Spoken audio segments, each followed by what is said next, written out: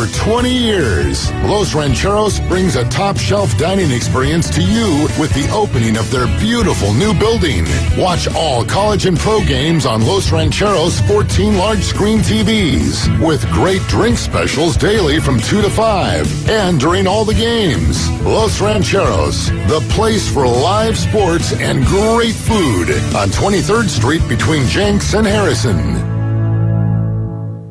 WGSX Lynn Haven, WVL2 Port St. Joe. Powered by Panama City Toyota, ESPN Northwest Florida.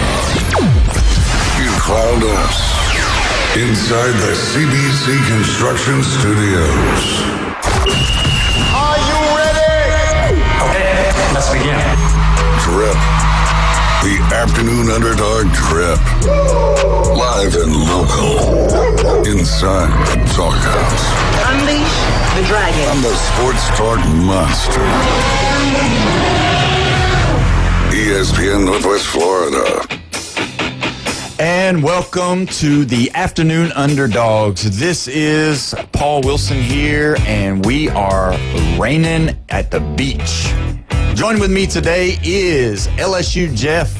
I got Bone Crusher in here, the ones and the twos, and we are rowing the boat today because the weather is nasty today. How you doing, Jeff? I'm doing great. Good to have you here today, man. We're going to be discussing a lot of stuff here in the CBC Construction Studios. And also, don't forget today, if you have anything to say, you can call, you can text on the Red 7Ts phone line, 850-215-6290. We'd love to have you on the show today to comment, to make your preferences made known here today. We're going to have an awesome show. I'm excited about it. We had some good stuff yesterday that happened.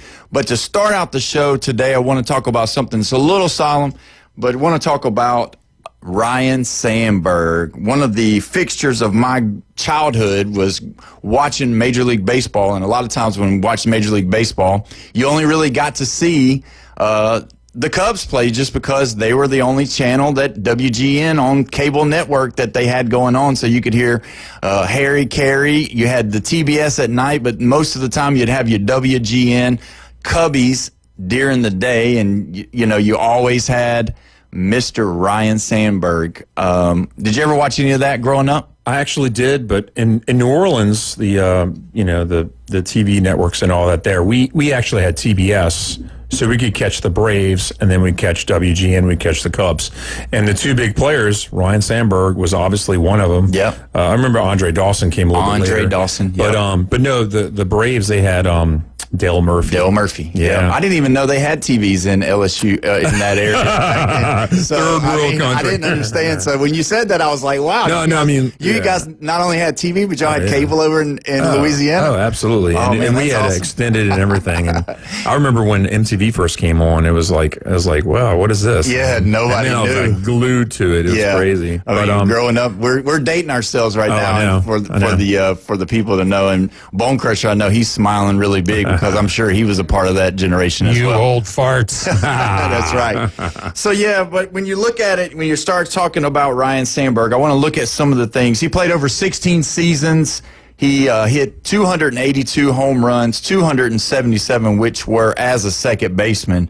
And then at that time, that was a major league record because if you remember back in the day, your shortstops and your second basemen, they wasn't a part of being your power hitters. They were more of your defensive players. They were your guys that could, get some base hits every, once in a while, but they were there for defense. And you talk about the Braves, they had Glenn Hubbard. I mean, I don't know if he was a 250 hitter all year, but he might hit 5 home runs a year.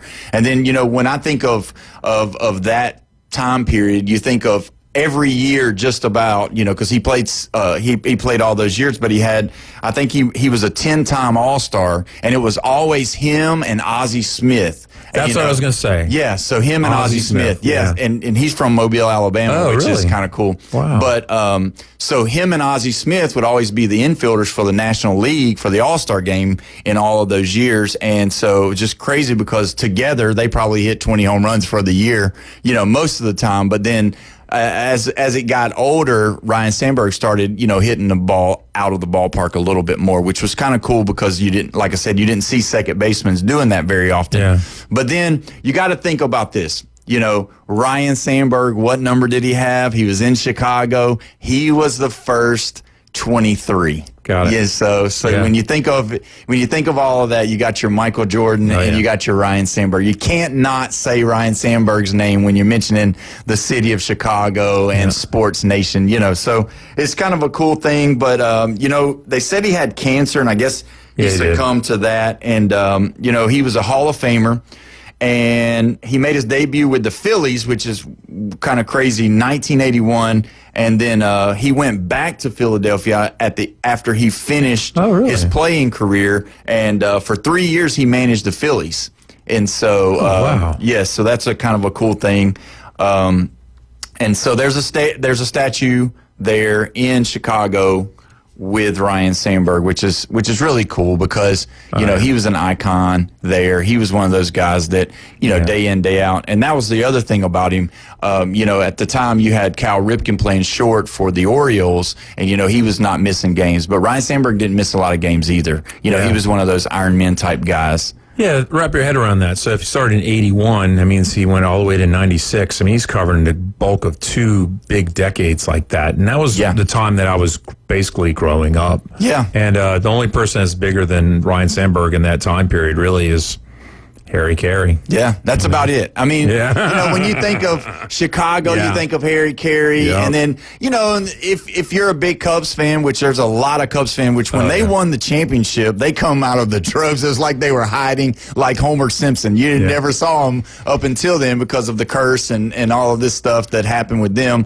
But just having Ryan Sandberg there as a stalwart all those years, and like you said, bringing up Andre Dawson. And as a kid, it's crazy when you start thinking about all the people that you can remember, and then start thinking about how that he was playing second. You had Sean Dunston playing shortstop. You had Lee Smith coming out of the bullpen.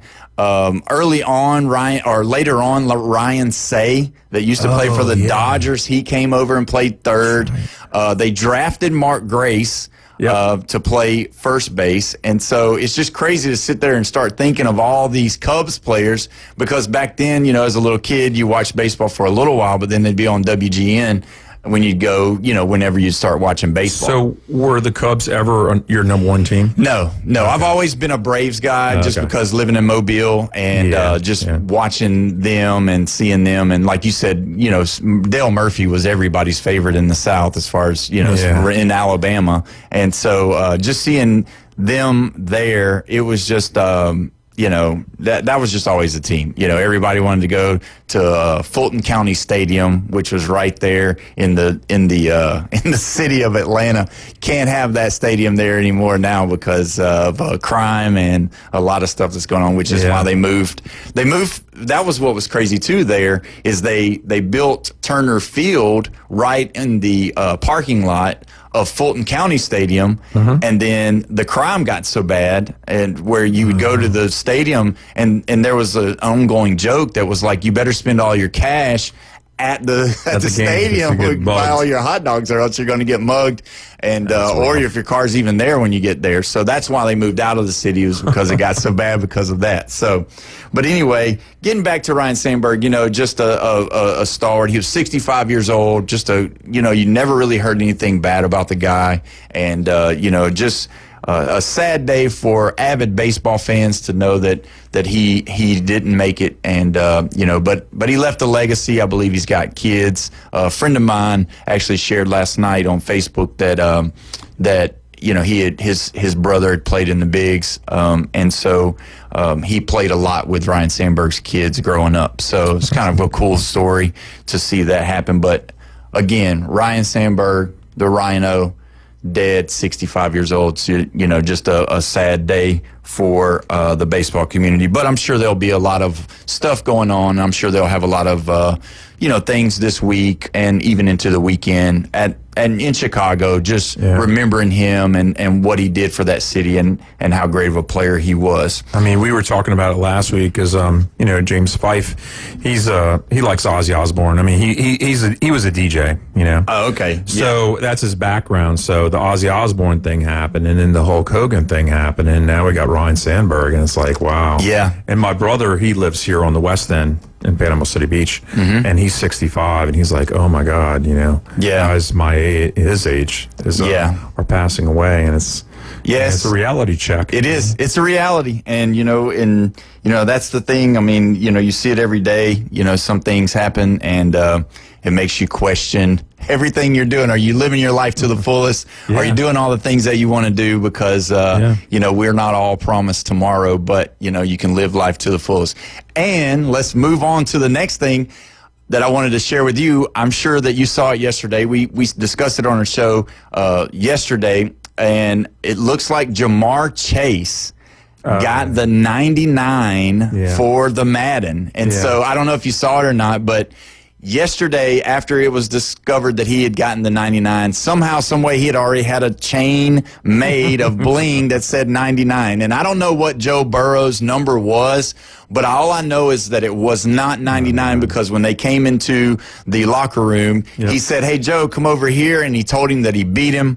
And he basically showed him, his 99 rating or whatever. So being an LSU fan, I'm sure that makes you feel pretty good because, Jamar Chase, he went to LSU, won a national title there. And if you wasn't listening to yesterday, I believe he's the best wide receiver in the National Football League, even though Chef Ross believes that it was Justin Jefferson, which is another LSU alum. Yeah. So, I mean, I just think the guy's brilliant. I think he's great. If you watch the Netflix show, quarterbacks that they done where they have Joe Burrow, they had Jared Goff, and then the other quarterback, which now I'm drawing a blank, that he lost his job to Michael Penix Jr. But anyway, they're talking Not Cousins. Yeah, Kirk Cousins. Yeah, so they had Kirk Cousins on there. Yeah, which is a shame because he left the Vikings to go to the Falcons. Yeah, and then he had a great early season through some good, but then he just couldn't find it, and they spent a lot of money on him. I think it was $180 million. So, but anyway, so getting back to Joe Burrow, and if you watch that, what I was telling Chef Ross yesterday is if the Bengals needed 1 yard, 10 yards, 20 yards, or whatever, the ball was going to number one. And it was just crazy because he just always found a way to not only get open, but he always found a way to make the catch. And, I get it. I'm not a big LSU fan. I'm not a big Joe Burrow fan because he went to Ohio State. That's really where my nastiness comes from for Joe Burrow. But the fact of the matter is that he threw it in the vicinity. They talked about the windows. I know he can throw it in the window, but he was throwing in the vicinity. I feel like I could throw the ball in the vicinity of Jamar Chase, and he would come down with it because I think he's that good. Yeah, yeah. Well, I mean, we have these people running in their mouth, and Alabama has a lot of good wide receivers in the NFL, right? Yeah, they do. And Ohio State tends to keep on running their mouth about how their wide receivers are so great and everything, right? And then you look at it in the pros, and you're like, okay, guys, guess what? You're number 3 because LSU has Chase and Justin Jefferson and Brian Thomas, who was a rookie this past year with the Giants. And then Malik Neighbors. Malik Neighbors. He's the Giants rookie. I want you to guess. Well, I don't need you to guess, really. I'll just tell you. The top 7 yardage for last year in receiving yards, those 4 players are in the top 7. That's pretty Majority of the top 7 in yardage are all LSU guys. Yeah. And I mean, that's... And they're what, 5 years out of college? Yeah. All 5 of them. I mean, all 4 of the guys are 5 years out of LSU. So... I mean, though Bama has a lot of guys, in the pros. Yeah, and see the Bama guys, you've got the ones that have kind of tailed off because of age and because that's a hard position to play. Yeah, it's not bad. But if you think about it, the age of, some of the wide receivers after you get, because that's a really, that's one of those positions that, man, you start losing. It's like a running back once you get, which Derrick Henry hasn't lost a step, it doesn't seem like. But you usually, as you get older, you're losing that step. And so that's kind of what the attrition has costed Alabama's wide receivers. And I could see with some of the newer guys at Ohio State's, because I think realistically, and I'm a real big hater of Ohio State, but I will say that it would probably be LSU right now because Chase and Jefferson are the best, and Neighbors is right there on their and Brian Thomas. And Thomas is right there. Yeah, but the fact of the matter that you've got all of these guys from Ohio State coming in and that are there right now that are really good. And then I would say then after that, we would go Alabama. So I would tip my hand to Ohio State and being number 2, but I would never tell them that they're number 1 because I just couldn't stomach the fact of calling Ohio State anything number 1. Yeah, but they've been touting that Marvin Harrison's son. And guess what? He's never been top. He wasn't top in college. He wasn't top in the pros. I mean, you keep talking, and guess what? Yeah. And you're not following it up. You're just another chump. I get you, but and then you got to think too is Jeremiah Smith that's playing for Ohio State right now. Yeah, he is an animal. You can't. He's unguardable in college. So I mean, last year, if you watched the national championship, if you watched the game against Texas, if you watched the game against Penn State, if you watched those games, they couldn't stop him. And realistically, he's just like Chase to me in the fact of that if you throw it in his vicinity, he's going to come down with it. But I think he's like 6'3", 6'4", 220 pounds, and I mean he can jump, he can run routes, he's got great hands, and here we are talking about Ohio State, which I'm about to throw up in my mouth right now, just talking about those guys. But you know what my wish is, right? What's that? That Michigan beats them again. Well, they've won 2 in a row, right? Or is it 3 in a row? How 4. many? Is it 4 in a row? Yeah, it's been okay. 4 in a row. 4 in a row for Michigan to beat them, and it would be quite comical if they were to lose again to them. The biggest thing for me though is I understand the rivalries, but it pains me to know that they lost to Michigan, but then they go on and win the national title, which was terrible for me because I couldn't stand it. I was hoping that would just knock them out, not because I thought they would win, but just the fact of I don't even want them being in the conversation. But obviously, in that weak Big Ten conference that they have up there, they're going to make it every year for the most part. Well, my favorite joke is that Ohio State finished 4th in the Big Ten last year. Yeah.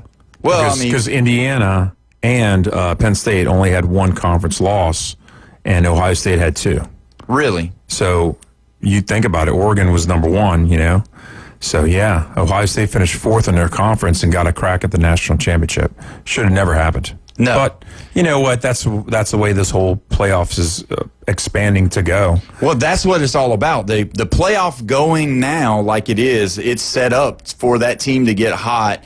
But it's not as so much like basketball where, something crazy can just happen in one night because of, whatever. You have 4 weeks. Yeah, you got those preparation, but also you got to think that they're going to get it right for the most part. The 12 best teams, the 16 best teams are going to be in there every single time. And then if, like they did, they got hot and they matched up well with who they had to play. I believe that they were pretty, set on who they were. They got their identity late. And I think that Michigan game was kind of like waking a sleeping giant. And so that's kind of how it works. I mean, I don't know if you remember, back when Alabama lost, to Georgia, or when Georgia lost to Alabama and they went on to win the national title. Yeah. It's kind of like a wake-up call right there, and that kind of happens from time to time, and I didn't like seeing it. Well, you reel back and you say, okay, let's say they beat Michigan. Guess what they got to do? They got to go rematch with Oregon in the Big Ten championship. Yeah. So with them losing to Michigan, they got more time off, more time to heal and plan.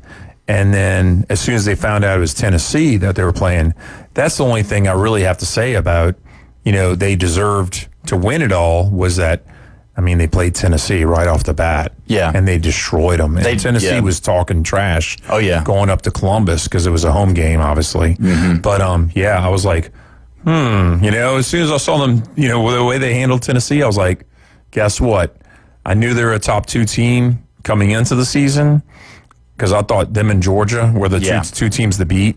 I'll talk about that later. But, I was like, guess what? That top 2, I think it's ringing true right now.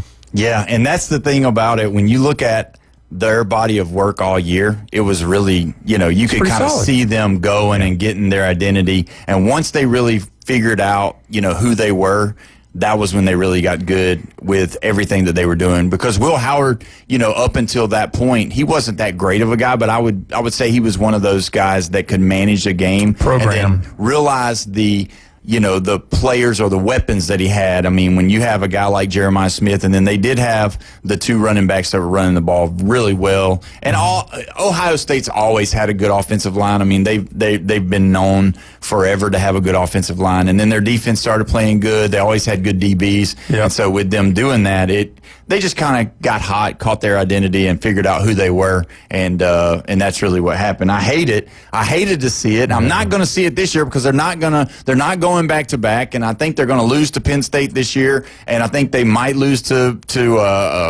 Michigan again. And I do believe that the first game of the year, I believe in Columbus, they're going to lose to Texas as well. I think old Arch Manning's going to put it on them up there in Ohio. I think it was a little bit of karma too, because if you think about it, Alabama and Georgia played 2 national titles, right? Mm-hmm. And LSU played Alabama back in 2011.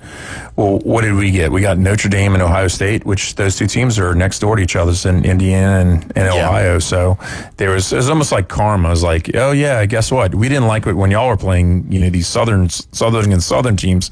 Now you got to watch us, Midwest versus Midwest. Yeah. So we'll see. We'll see how it all comes out this year. I'm excited about it, though. We're getting closer and closer. And when we come back, we're going to be talking to Taylor Devers from Chop Chat. He's the big Florida State fan we've been waiting to talk to. You're listening to the Afternoon Underdogs, 104.3 ESPN, Northwest Florida.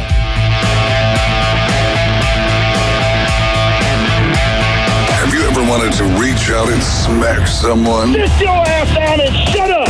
Call or text the Afternoon Underdogs on 104.3 ESPN Northwest Florida with your rants, hot takes, picks, and takedowns. This is unacceptable at the University of Alabama. This should go 7 games. You've got to have a bad game at some point. The Red 70s studio line, 850-215-6290. ESPN Northwest Florida. Get in the game. This is Joanna with ESPN Northwest Florida with your Tuesday's weather.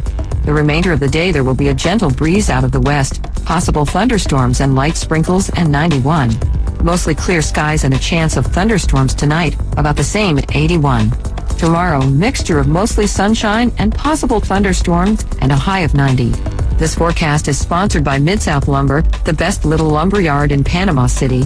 Thank you for keeping that dial on ESPN Northwest Florida. Rely on it. Tired of boring merch and want your brand to stand out like the big names? Elevate your look with Red 7 Tees. They don't just print shirts, they create bold identities. They are a veteran-owned custom apparel shop providing the kind of detail that turns heads, using high-quality digital printing and embroidery to give you that unique style you love with no minimums or cookie-cutter designs. From small business to sports teams, if you've got a vision, they'll help you wear it proudly. Visit red7tees.com.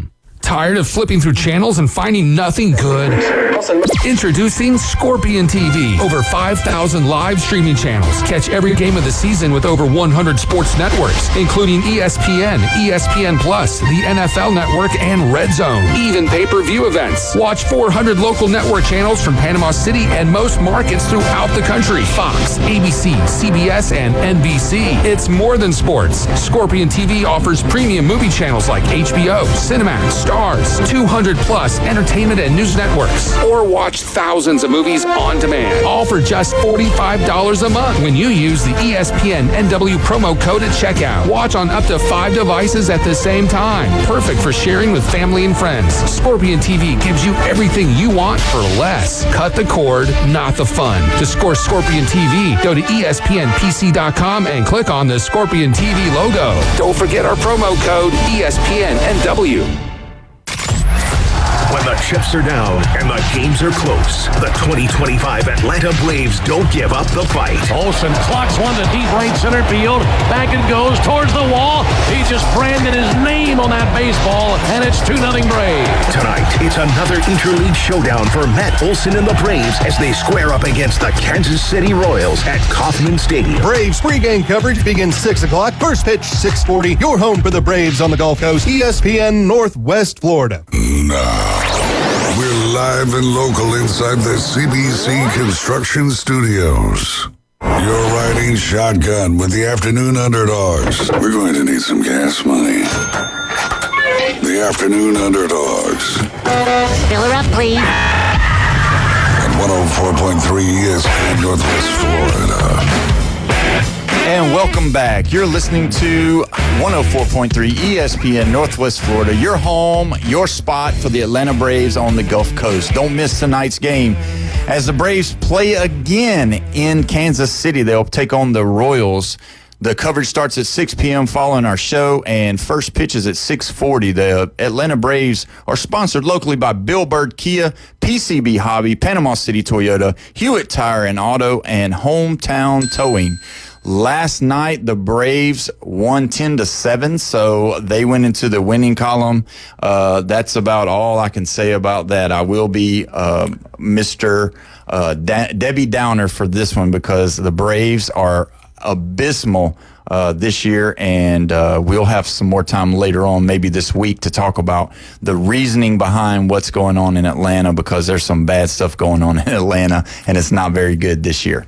So anyway, getting on to our next place in the show, we've got Taylor Devers calling in from Chop Chat. And Taylor, are you with me? Yes, I am with you. All right, man. So it's good to have you on the Afternoon Underdogs. Welcome to the show. And Taylor, tell us a little bit about yourself. What do you do over there with the Florida State Seminoles? Yeah, so you just talked about the Atlanta Braves, how they're so abysmal in the year. Man, they can't catch a win. Well, guess what? Florida State football couldn't either last year. They went 2-10. It was a disappointing season under Mike Norvell. I've actually started a Instagram account and Twitter and also Facebook of a fan page called Norvell Central. If you can, check that out. Basically, when he got hired, I actually was able to start that account, kind of bring a more positive community base for Florida State fans to kind of enjoy. And they definitely need it after this year, because we're definitely needing a new sense of life, but it's definitely not going to get easy with the opponent we're going to talk about a little bit later. Oh, yeah. You will be talking about my Alabama Crimson Tide. Are you hearing anything out of the Seminole area that is really pushing that there's going to be an upset in Tallahassee on August 30th?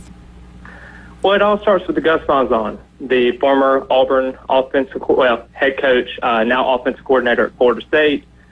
I mean, when you look at Norvell, when he hired Malzahn coming out of this offseason, you really didn't know if Malzahn was going to be here at Florida State. You thought maybe he was going to stay at UCF. He actually come over to that, and now you're looking at a Gus Malzahn guy who has defeated Alabama 3 times in his coaching career.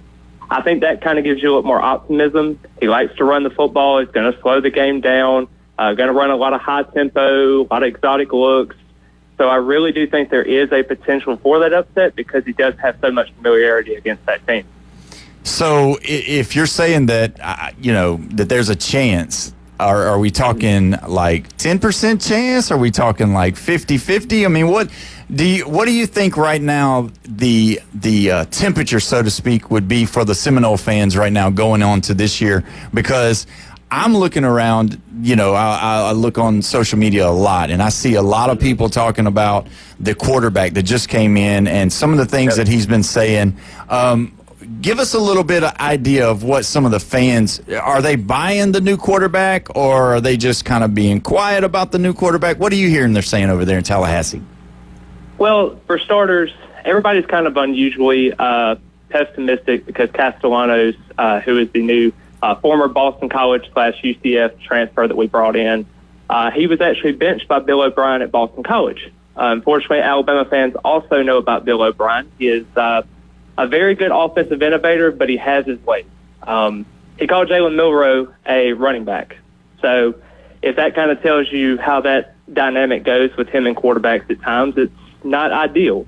The Alabama team, as Castellanos has said, they don't have Nick Saban to save them. They went 9-4 last year. That's really not the expectation for this Alabama team. But I really do feel like Florida State fans, in an environment where they have a newly renovated stadium, the fans are going to kind of be up in arms because it's an offense that can maybe score more than 15 points a game. I would kind of lean the percentage more so around the 30-35% right now. But I wouldn't be surprised to see that spread number of about 13.5 to kind of trickle down as the game goes on, because I do think Florida State's got a really good chance if they run the ball effectively. Yeah, and that's the main thing about the Bill O'Brien style, but also the Gus Malzahn style, is they like to establish the running game, and their quarterbacks have always been a part of that. And so, watching a little bit of the quarterback from last year playing, he couldn't run the ball, he couldn't get outside the pocket. Yep. Talking about DJ Ungalale, he was really bad. He was really abysmal for that Florida State group, and so obviously grabbing another portal guy coming in, I'm sure that some of the Seminole fans are a little bit, gung shy, if you would, just because, we've done this before. It didn't work out so well with DJ, and now we're bringing in this other guy, and not only did it not work out with DJ, but now this guy's talking about, well, they don't have Nick Saban anymore, and they've got me. Yeah, it's very weird, because Florida State coaching staff last year, they were all really gung-ho about, okay, we're going to run the football, we're going to run it effectively, and you turn around and you have 89.3 rushing yards per game. It's not going to cut it at Florida State. That offense was just abysmal in terms of the offensive line. You have a veteran offensive line you're bringing in, so you have 4 new starters that are probably going to be along the offensive line. You have Gavin Sawchuk, a former Oklahoma transfer that Alabama fans do know because they have played him before. Florida State fans also know about him because he did have 100 yards and 2 touchdowns in the bowl game. So you got him, you got Amaz Mikroma, and he's a talented freshman that Norvell has raved about. The biggest thing with Castellanos, though, is he's not going to have to be able to force the issue as much as it is. He's going to be able to establish the run early with those weapons that he has around him, and then be able to kind of come into his own, maybe having like 15, 16 passing attempts, and kind of slow the game down for him to where he can complete those short and intermediate passes. Yeah, one of our listeners, Jack Patterson, he commented on our Facebook app that with Nick Saban not being there, that there's a possibility of an upset in Tallahassee. And, for me, I get it. I get that Nick Saban, to me, and some people can say what they want, was probably the best coach to ever be on the sideline. Bear Bryant was right there with him. I know some call Woody Hayes and whatever, and everybody has their own favorite. But obviously, last year's Alabama team didn't play up to the Nick Saban standard, and so when you don't have that coming into the new season, but you do realize that Alabama did not lose one player in the portal, which was kind of cool because you could see that the atmosphere was tight-knit. If they're not leaving, if they're not bailing, because even, all of your good teams, Georgia, Ohio State, Michigan, LSU, all of the teams, Clemson, they had people leaving, their program and going over and going somewhere else. Now, we had a bunch that left whenever Coach Saban decided to step away, and DeBoer came. Downs. Yeah, Caleb Downs went on to Ohio State. The Salem kid that's going to be the quarterback for Ohio State this year is looking at being QB1 up there. He was, a 5-star coming in. He was supposed to be the one supposed to be stepping in at Alabama this year to be the starter there. But what I was going to say is the fact that having all of this being said, I do believe that because Kalen DeBoer has a pedigree of winning football, just because he's not Nick Saban, just because he hasn't done the things that Nick Saban's done, everywhere he's went, he's won. He's been successful. He's put people in the pros. He does know how to effectively score. And then when you think about Ryan Grubb, bringing him in, back together, they were at Washington together. He went and was the Seattle's offensive coordinator last year for the NFL Seahawks. But to have Ryan Grubb come in and work with this Alabama group when you got a stud like Ryan Williams on the outside that that definitely can stretch the defense, I think this year's Alabama team is probably going to be one of those teams that you're going to be talking about at the end of the year when you're discussing who's going to win the national title. And so saying that Saban isn't here, I'll go back to the first part of the comment, saying that Saban is not here, I understand it. I feel the same way. I wish he would come back and stay there forever, but that's just not realistic. But I don't think that everybody's understanding that Kalen DeBoer is a good coach. I 1,000% agree. I definitely think that he's a good quarterback developer. Now, granted, I have my hesitancies about Ty Simpson as the quarterback at Alabama. I do understand they have a lot of weapons around with, like you said, Ryan Williams, Sherman Bernard, Isaiah Horton, all those guys. Those are very, very talented guys. Florida State's had experience with Isaiah Horton coming from Miami. Was effectively able to shut him down, but they haven't really been able to have a guy like Ryan Williams to go out there and be a playmaker. Florida State added Jeremiah Wilson, who was one of the better cornerback prospects in the country last year at Houston, but again, it was Houston. So you're really trying to figure out, is he the guy? I mean, is it going to be another guy that's going to step up? You already had Azaria Thomas, who was a very, very talented pick for them, go to the NFL. Now you're trying to figure out and kind of collectively have those pieces together. But in the sense of like an Alabama fan and in terms of like the population itself, are you a little concerned about Ty Simpson going forward, or do you think he's kind of the right man for the job, or do you maybe think Keelan Russell could kind of step into that true freshman role and kind of get his job a little bit later on? Yeah, that's the thing that's kind of like concerning to be an Alabama fan right now, is to see Ty Simpson and to know what he's looked like when he's come in and done a little bit of cleanup duty, or, you know, they allowed him to get in the game some, and seeing how he plays. You know, it's definitely a difference than what Jalen Milroe, which I wasn't a big fan of Jalen Milroe. I used to call him Jalen Bad Throw. But either way, I like the fact that Ty Simpson's been there. I like the fact that he's definitely one of those guys that I think that he would be more of your A.J. McCarron type player, where he's not going to, you know, wow you with his athleticism, but I believe he'll be smart. I believe he'll get the ball to the playmakers. I believe hopefully we can get the ball out early and let these guys make plays.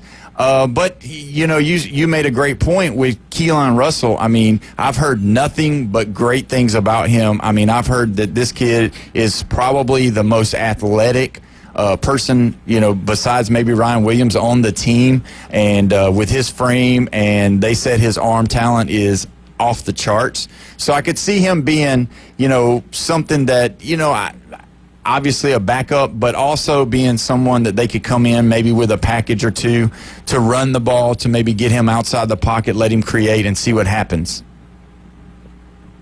Yeah, I think it's going to be a very interesting game in terms of kind of seeing the chess match that's going to go on, because when you look at Norvell, you know, 2-10 season last year, everyone kind of considers that as being kind of a danger zone, a red zone for that key. If he gets blown out against Alabama, what's going to happen? Is he going to get fired?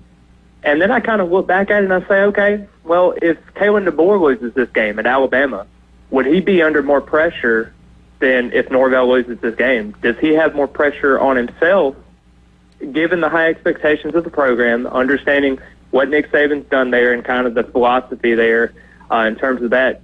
Do you kind of buy into that perspective of it being more pressure if he loses?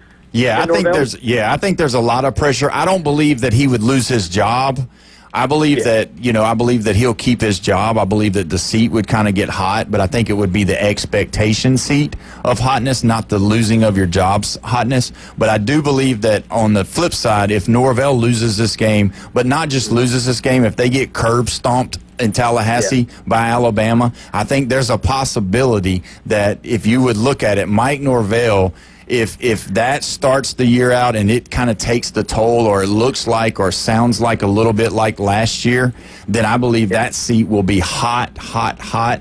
And if he loses to your Clemson, if he loses to your Miami, if he loses to Florida, if he loses to those teams that he's supposed to at least be in the game with, I think he will be one of those guys that will be looking for a job coming up next year.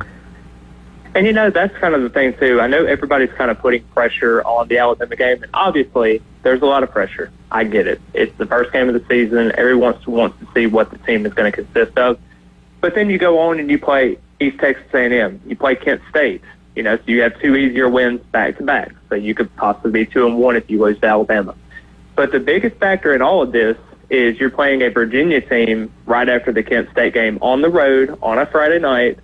If you're able to win that game and go 3-1, you might actually mistake that Alabama loss in terms of that. Maybe it's a 10, 14-point game, and you're able to kind of forget that, go 3-1, and then you're heading into the Miami week with kind of a little bit more optimism. And then maybe it wouldn't seem so bad in terms of getting to that back half of the schedule. Yeah, and that's the biggest thing is that they do have a light powder or cupcake schedule after the Alabama game so that you can, facilitate some wins. I mean, but you got a great point. If they go into Virginia and lose that game, that could be something that would be huge for Florida State moving forward, because if you look at their schedule, it doesn't get easier, it gets harder. But at the beginning, it's a little, outside of Alabama, you take that one off. You're looking at all of those things, and when we come back from the break, we'll probably go through some of that, and I kind of want to get your idea of what you think is going to happen in those games. So if we could, we'll take a break right here, and we'll come back. We're talking again with Taylor Devers from the Chop Chat.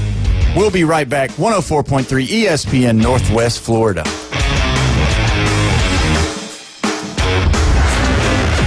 The Red 70s studio line is now open. 850-215-6290. ESPN Northwest Florida. The Afternoon Underdogs. Now we credit Bud Selig with getting steroids out of baseball when he's the one that left steroids in baseball to begin with. He did, but Major League Baseball, as we know it, at that time was going down in the drains. It would come off 100%, a bad year, all of that. So I believe it saved baseball. Steroid era, you can like it, love it, hate it, whatever. It saved baseball. 4 to 6 weekdays. 104.3 ESPN Northwest Florida. This is Joanna with ESPN Northwest Florida with your Tuesday's weather. The remainder of the day, there will be a gentle breeze out of the west, possible thunderstorms and light sprinkles, and 91. Mostly clear skies and a chance of thunderstorms tonight, about the same at 81. Tomorrow, mixture of mostly sunshine and possible thunderstorms and a high of 90. This forecast is sponsored by Mid-South Lumber, the best little lumber yard in Panama City. Thank you for keeping that dial on ESPN Northwest Florida. Rely on it. Show off your style and drive away in a new 2025 Kia K4 or K5 from Bill Bird Kia. The 2025 K4 delivers sleek design, smart safety features, and an impressive fuel efficiency. Are you looking for something with a little more space and a confident, sporty appeal? The 2025 Kia K5 delivering a sleek design, smooth ride, and advanced driver's assistant features, all designed to keep you safe and comfortable on every drive. Now offering 2.9% APR for up to 48 months on the purchase of a new 2025 Kia K4 or K5. Bill Bird Kia is the home of that 20-year, 200,000-mile warranty. Stop by and see us at 2435 East 15th Street or anytime at Bill Bird Kia, PanamaCity.com. Discover what drives you at Bill Bird Kia. Offer from Kia Finance America for the purchase of a new 2025 Kia K4 or K5 with $2,209 per $1,000 financed in 48 months. Quality limited. Cannot be combined with other finance offers. The 20-year, 200,000-mile warranty is a Bill Bird Kia warranty. See dealer for complete details. Offer for well-qualified buyers. Must take delivery from dealer stock through 8/4/25. Broadcasting from the CBC Construction Studios. Hot takes, the latest trades, in-depth interviews. That is my reaction. We break it down for you right here. Very big springboard for the rest of my career. The Afternoon Underdogs. That's the problem right there. 104.3 ESPN Northwest Florida. And welcome back. You're listening to the Afternoon Underdogs. I'm your host, Paul Wilson. I got LSU Jeff in with me today, and we are talking with Taylor Devers from Chop Chat, and we are discussing the Alabama Crimson Tide versus your Florida State Seminoles for you Florida State fans here on the Gulf Coast. When we talk about all of these things are, hypothetical. There's, until we get to August 30th, we're really not going to know.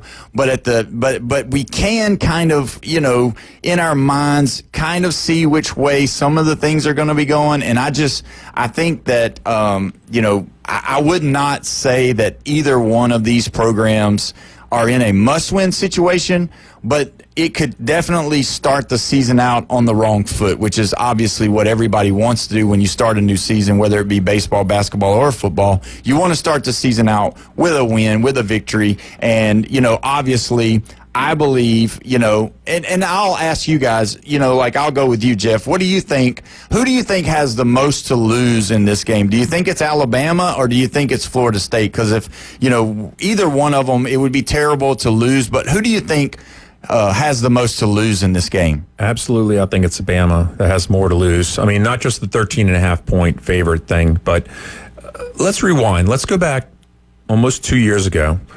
Bama slipped in at the number 4 spot into the 14 playoff, and Florida State was the one that was 13-0, sitting at number 5, right? Mm-hmm. And everybody's kind of like, how could they? I don't want to use any curse words. Yeah. How could they mess them over and keep them out of the playoffs just because the quarterback got hurt, right? So there's a lot of people screaming and yelling and whining and crying, and then Georgia just beat the heck out of Florida State. Yeah. And then they're like, okay, now we kind of understand a little bit better, but Michigan beat Alabama anyway, so it was a moot point because Michigan was probably going to beat Florida State. And this is all just talk, right? Right. But then you go into last year, and you know what the first team out of the 12-team playoff was? It was Bama. Yeah. And then Florida State with a 2-10, season, anything is better than that. So if they beat Bama, oh my God. I mean, that's mind-blowing. And the respect is there because Bama's not talking about week 3 against Wisconsin. They're all focused on Florida State, which is giving due respect to their program because, the potential's there. And look, James Fife, who was, hosting this show, he said, because I said something about, predicting who's going to win and all that.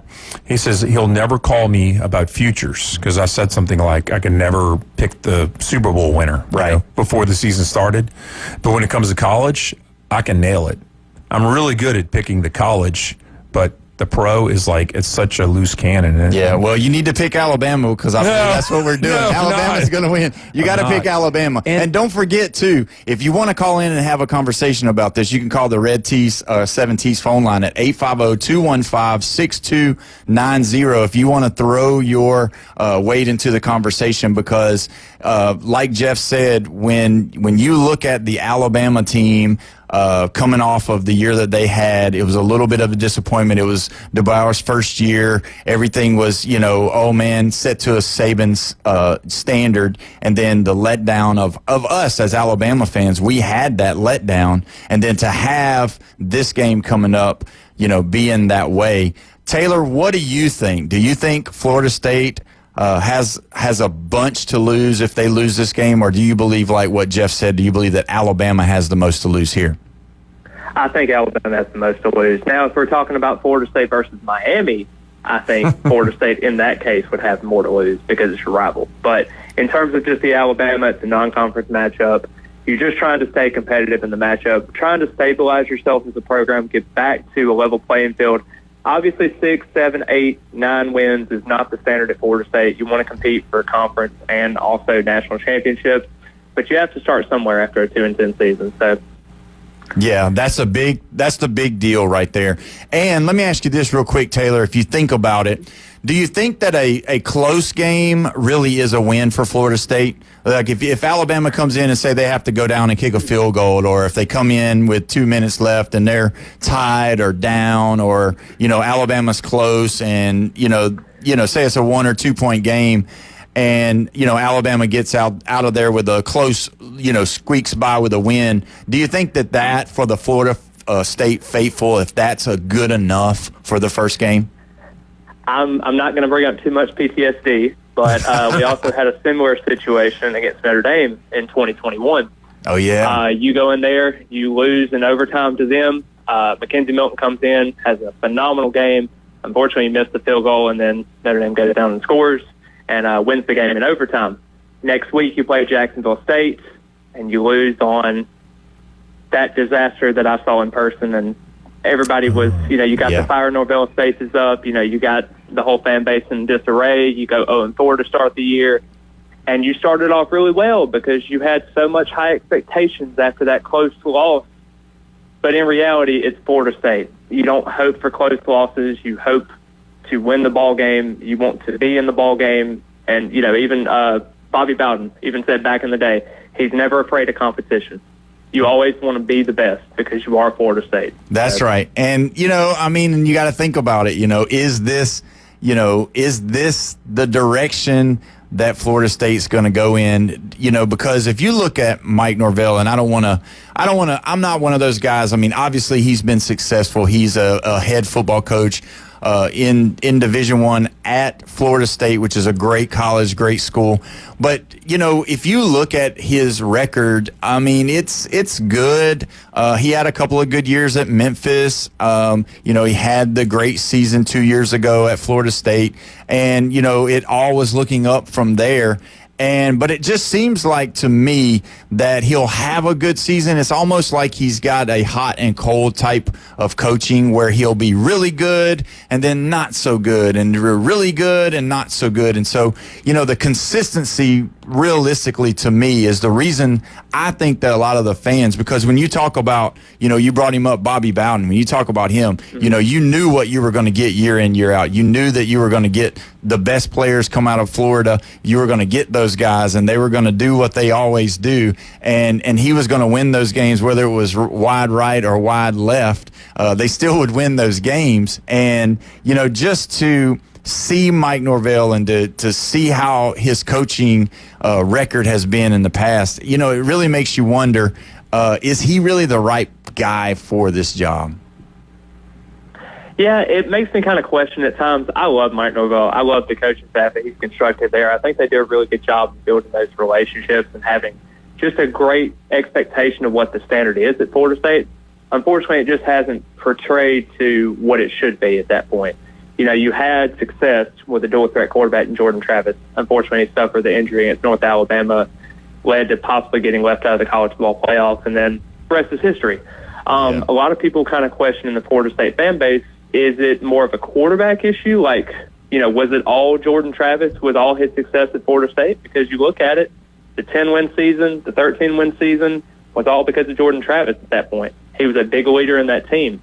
Now you have a guy in Thomas Castellanos that's the dual threat quarterback himself. It kind of goes hand in hand if he's able to kind of get that guy that he really wants to be a dual threat quarterback. Has an offensive coordinator in Gus Malzahn that he used to work at back in the day as a GA at Tulsa. So, you just kind of look at those options that he has there at Florida State. And I really do think Mike Norvell's a good coach. I definitely think he can get the job done, but he's definitely got to put his head down and focus this year. Yeah, I think, it's all about your players. I mean, at the end of the day, there's a reasoning behind that the teams that are the most successful pay the most money to get the best players that come in and play football for you. Obviously, you got to coach them. Obviously, you got to get that team continuity together. But realistically, you get the best players, and, that area down there in Florida being the hotbed of some of the best college football players to play, that's also another thing that I think for him is that his recruiting has been pretty solid. He does like the portal more than I like to deal with it. I mean, that's just personal preference there. But like when you look at him, he's kind of your guy, but you kind of wonder if this Florida State-Alabama matchup is going to go back to what DeAndre Francois was back then, because I don't know if you were able to catch some of the preseason Alabama media days conversations. They asked him about what Castellanos said, and they just said that the disrespect will be handled accordingly. 1,000%. I mean, you look at the expectations that he has on himself. Castellanos is a very confident guy. He'll always be very confident. He's always one of those guys that wants to uplift his team. I know he had a bad break at Boston College. Unfortunately, he was put into a pro-style system when you're really a West Coast quarterback. Just wasn't the fit for him. Unfortunately, that's how college football is nowadays. Everybody transfers out. They go to a different opportunity. They want to go to somewhere that's fresh and new. Honestly, when Castellanos come out and Bill O'Brien was hired at Boston College, I'm very surprised Castellanos even played and even stayed at Boston College at that point. I think if he would have went to Florida State this year, I think it probably would have been a whole lot better than 2-10, because you would have had a quarterback that can scramble, and even with the offensive line woes, it could have made something happen out of nothing. But just overall, with the comments that Alabama defenders have, I can understand it. You take the high road with that. You're a program that's won and been very successful. over the last couple of years. I don't really see any disrespect in terms of that, but just in terms of like the comments as itself, like outside of that fan base, saying that maybe like a Paul Feinbaum, for example, he says that Florida State will not be competitive in this game. It's going to get blown out. Will not even have a chance. I don't necessarily think that's true, but I do think that there is perception out there that thinks that, okay, they're going to handle business accordingly. It's going to be a complete blowout, and we're not even going to have a chance. Yeah, and see, I'm kind of on that bandwagon too. I mean, I know that sounds a little bit cocky or a little bit arrogant, but I just believe that this Alabama team has so much to prove, and I think out of the gate, that based off of that game that you were talking about last year when they lost to Notre Dame, and that was their first game of the season, and how crazy the atmosphere was. I mean, the game is sold out. Yeah. There's going to be, it's a new stadium. It's going to be 3:30, so it's going to be hot. It's going to be really hot. And I could definitely see the pickle juice being on the sidelines because of all the players going down with cramps early on. But I'm telling you, it is going to be a hot game, but it's going to be a loud game because those fans at Florida State, they know how to get rowdy for their team. And I know that the guys with the glitter will be all over the place. And so I know that that's going to be something, but I believe that Alabama is going to have to come in there, and it'll be I think they're going to try to make a statement right off the bat. I don't think they're going to run the ball at first, but I think they're going to try a big pass to Ryan Anderson at some point and see what happens. And if he connects with him early on and gets confidence and that machine starts moving on, I think that there could be a possibility of what Paul Feinbaum's talking about with the blowout. I kind of wondered when you were talking about the hot, humid day. It kind of brings it back to probably one of the hottest games I've probably had at Florida State when I was I've been a season ticket holder since 2009, so I've been around for quite a bit. But the Boise State game that was actually rescheduled, and it was probably 120 degrees out there. We actually ended up losing that game after being up 31-7, and ended up losing that game to Boise State.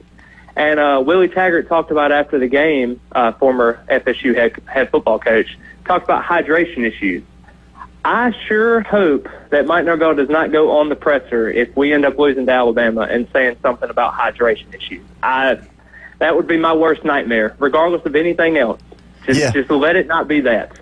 Well, the funniest statement is that Castellanos was interviewed, and he said that he came walking into the locker room when he first got to Florida State, and he had his Gatorade in his hand, and they made him throw that Gatorade away and say, "We do not drink Gatorade here. We drink Powerade." So if they have problems with hydration, then Powerade is going to be called on the carpet, online, and in the media for sure, because that's what they're drinking down in Florida State is the Powerade. So they better get their Powerade ready and all the other fluids that you can think of to get ready, because it's going to be one of those days, a 3:30 start time game, kickoff. It's going to be hot, hot, hot down there. And I don't think we'll be talking about the hydration as much. I think we're going to be talking about the X's and the O's and to see whether or not the game plan is where it's supposed to be.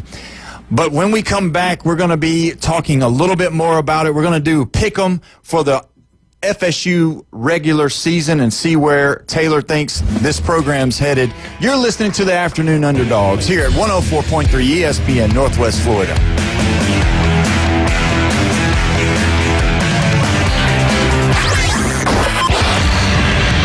Call or text him now on the Red 7T studio line. 850-215-6290. ESPN Northwest Florida. The Atlanta Braves play here. Can the Atlanta Braves make another second half run?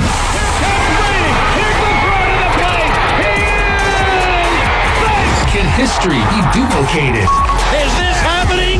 It is! The Atlanta Braves are world champions! This is why we play the game. Press them on the run!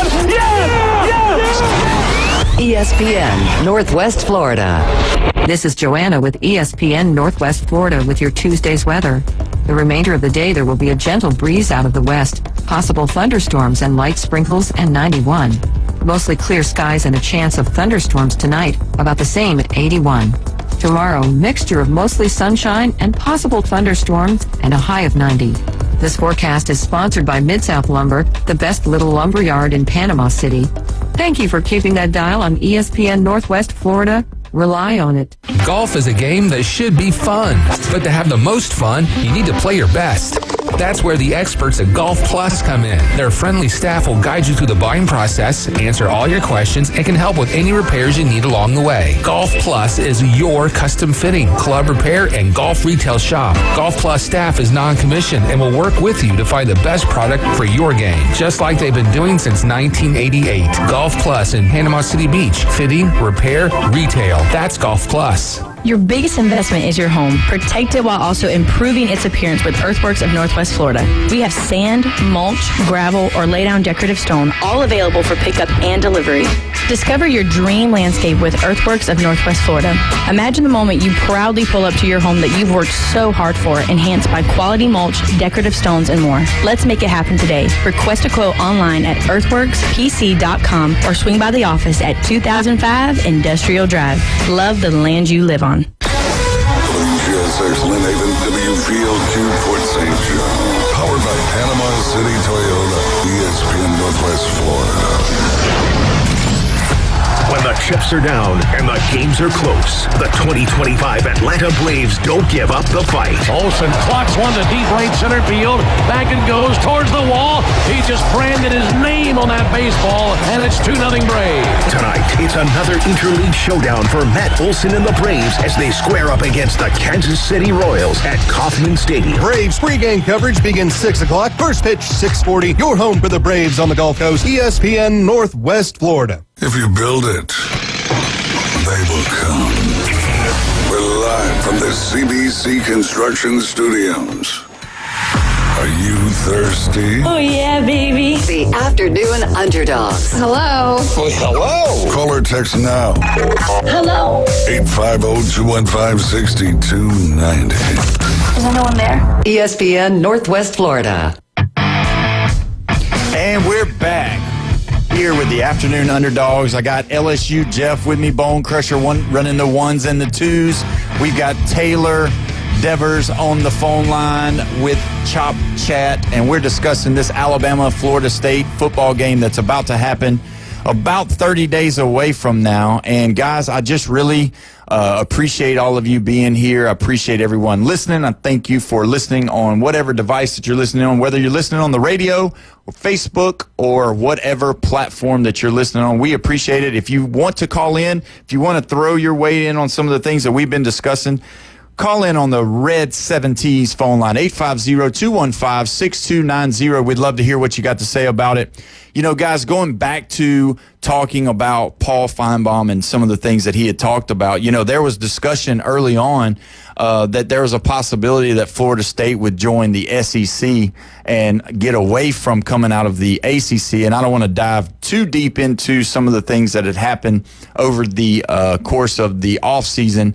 I knew that Florida State had some issues with the ACC, and there's a lot of legal battle stuff going on, or that there was going on. But Paul Feinbaum came out and said that he believes that Florida State is definitely not prepared or one of those teams that should come over to the SEC, that Clemson is far above, more superior than them, and that it would be so much better that Clemson would be able to come over and play in the SEC rather than Florida State. So which one of you guys want to go first? You want to take what's your opinion on that?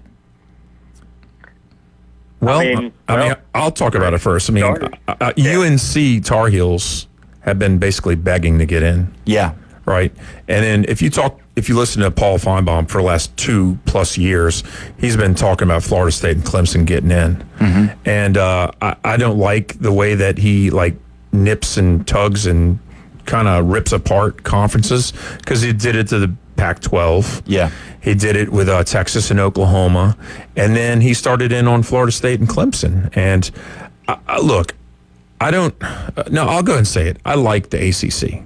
I wish the ACC the best. I hope that they hang around. I'm not saying that they're the third best conference, because sometimes they're actually the second best conference in football. Their basketball has been kind of going on the downslide, which is disappointing, very disappointing. Yeah. But, yeah, I hope the ACC just holds it all together. And the sad part is that for Florida State's sake, I mean, they have the Gators to contend with coming into the conference, where UNC there's no resistance for the Tar Heels to come into the conference. Yeah, that's true. What do you think, Taylor? I mean, personally, though, I don't really have a malice against the ACC at that point.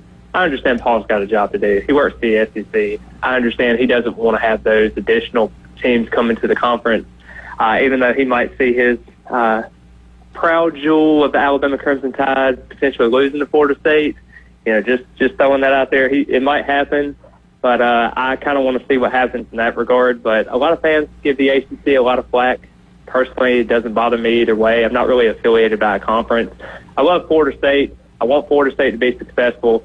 If Florida State and the ACC goes 11-1, 10-2 every year, and they're in contention for the college football playoff, and they're not having to deal with a hard SEC schedule and make it 7-5, 8-4, and turn it to kind of like an Auburn situation, that would be great. So it's fine with me. I don't mind the comments. He's going to get his clicks and views, and however he does it with going forward there. But just super excited to see what Florida State's going to do in the future with the ACC. Yeah, I think that they will stay there. I know that, it's kind of looking like a lot of people are wanting to kind of put the big conferences together and bring all of the good, like what you said earlier, Jeff, about bringing over Texas and Oklahoma. And basically after they did that, the Big 12 is kaput to me, you know what I mean, as far as football goes. And so when you look at it with the ACC, it would kind of, kind of lean towards that way too. If you were to take out Florida State, if you were to take out Clemson, if you were to take out a possibility of Miami, all three of those teams leaving that conference, I believe that other conference that ACC conference would probably go kaput too. And so, it would stay, don't get me wrong, but I'm saying as far as being competitive in the sports that it would be. But, looking at some of the things that happened over the weekend, and something that kind of caught my attention, Taylor, and I'm going to address this with you to see what you thought about it. I saw where FSU is shutting down media access to the practices this season outside of its first practice on Wednesday, where there will be a brief viewing opportunity. The Seminoles will hold 2 scrimmages on August the 5th and August the 10th ahead of their season opener against Alabama. So I see that he's closing it off, and I know he's done that before, so this is not new territory for him, but it is a little bit shocking because, you do want to get out there what you're doing. I mean, obviously, you don't want to give out your secrets, but at the end of the day, I don't understand, what we, get paid to do is, as far as media, is to go out and report. And, a lot of times reporting on your team is really good because we keep you relevant. We keep you in the news. We keep you going. So I don't know what he's doing over there. What thoughts do you have on that one, Taylor? Yeah, so I had a little bit of insight with that one. A lot of times the program, with it being 2-10 last year, he wants to eliminate as much distractions as he possibly can. Obviously last year, and really compared to all the other teams in college football, he's one of the more generous people in terms of media access. I mean, he allows them to go to practice 3 times a week. I mean, they are getting a ton of access last year. You even saw Nick Saban come out last year, which I don't want to foreshadow his comments too much, because last year he said that Florida State had the best defensive line in the country, and you saw what happened. I mean, it was quite bad. So if Nick Saban wants to make another guest appearance and make his comments, please don't make it about Florida State. Let's make it about Alabama's defensive line. How about that? Yeah, that's good. Yeah, it's just kind of a rough situation. I understand media members are very upset because obviously you're getting paid to cover the team. If you're not able to cover the team, you're having to speak to someone that's kind of on a support staff, and it's a little bit harder to get some news here and there. But honestly, I get it. The team doesn't want a lot of distractions. They don't want a lot of heightened expectations, minus the Castellanos comments. Obviously, you want to be competitive in this game. You want Alabama to be having the unknown. I think it's very important to have that kind of hush-hush type of environment where you can be able to be competitive this year. Yeah, and so talking about Castellanos again, I wanted to bring up something else that we didn't talk about. We talked about what he said about they don't have Nick Saban anymore, but also he said that this team, he could see that they would average around 40 points a game. And then, there's been other chatter throughout the media where he would be talking about that this group's going to be special. This is going to be a special group. And obviously you want to say that going into the season, you being the starting quarterback. And then as he gets pressed a little bit more, he kind of goes into saying, well, I know that they had a rough year last year, and I'm kind of trying to give ourselves a little bit more positivity coming into the season. And I even saw where Jameis Winston commented on there, which, he's never been one to be at loss for words. He said that he thinks that they're going to be fine and that they're going to probably go about 40 as well per game. It would definitely be a special case. You look at the scoring offense from last year, 40 points a game would be about second or third in the country. That's quite, high praise, especially for an offense last year that averaged 15.2 points per game. I mean, that's quite high expectations. I wouldn't quite go that high, but if Florida State's able to get 29 points per game, 28 points per game, I would definitely take that. That's the middle of the pack, probably 60th in the country. I know Castellanos is a very, very confident kid. They have a wide receiver in Deuce Robinson from USC, former 5-star commit. Then you got Squirrel White, who used to play at Tennessee. Last year he was hurt, but the year before he had about 850 yards and a couple of touchdowns. Javion Boggs from Cocoa, Florida, was another guy, Mr. Florida, 2 years in a row, over 4,000 high school receiving yards over the last 2 years. They have weapons. It's just, are they able to generate and gel that together is going to be the biggest question. Yeah, and that's the biggest thing. And then are they going to be able to protect him? That's the big point. Do they have those hogs in the front line that's going to be able to stand in the gap and not allow those defensive linemen to get in there? I know, like, for Alabama, that's going to be our biggest thing is that can we get pressure on him? Can we make him uncomfortable? Can we make him make those bad decisions? Because I don't know if you've checked out the Alabama defensive backfield this year, but it is one that is going to be really special. And I'm going to read the names real quick, and I don't know if you guys remember them from last year, but they've got a lot of guys returning, but they also have some new guys and new faces. But Damani Jackson, he's a senior this year. I remember him last year being really good. Zabian Brown, Cam Calhoun, Dijon Lee, Red Morgan, and Chuck McDonald being Lee and McDonald are the 2 freshmen that are coming in that have been doing awesome over there. And, I mean, one of them is 6'4" DB ready to go. I mean, it reminds me of some of these DBs that LSU used to put out back in the day. And, man, I'm telling you, they look really good. I know you're looking at me weird, but I'm just saying the LSU defensive backs used to be the standard by which it was set to me, and then just because of how athletic they used to be, because playing down there in Death Valley too. Yeah, actually, you're reading me actually the wrong way. 6'4". I don't think I've ever even seen a cornerback be 6'4", because I'm 6'3". Yeah, most of our cornerbacks were always 6'2" or 6'3". At the most. Right. I don't think I've ever seen LSU have a 6'4" cornerback, but their safeties have always been short. Yeah, what I'm talking about with the way that they look, that long, lean defensive back that LSU always muscle. That used to just be lean. fast.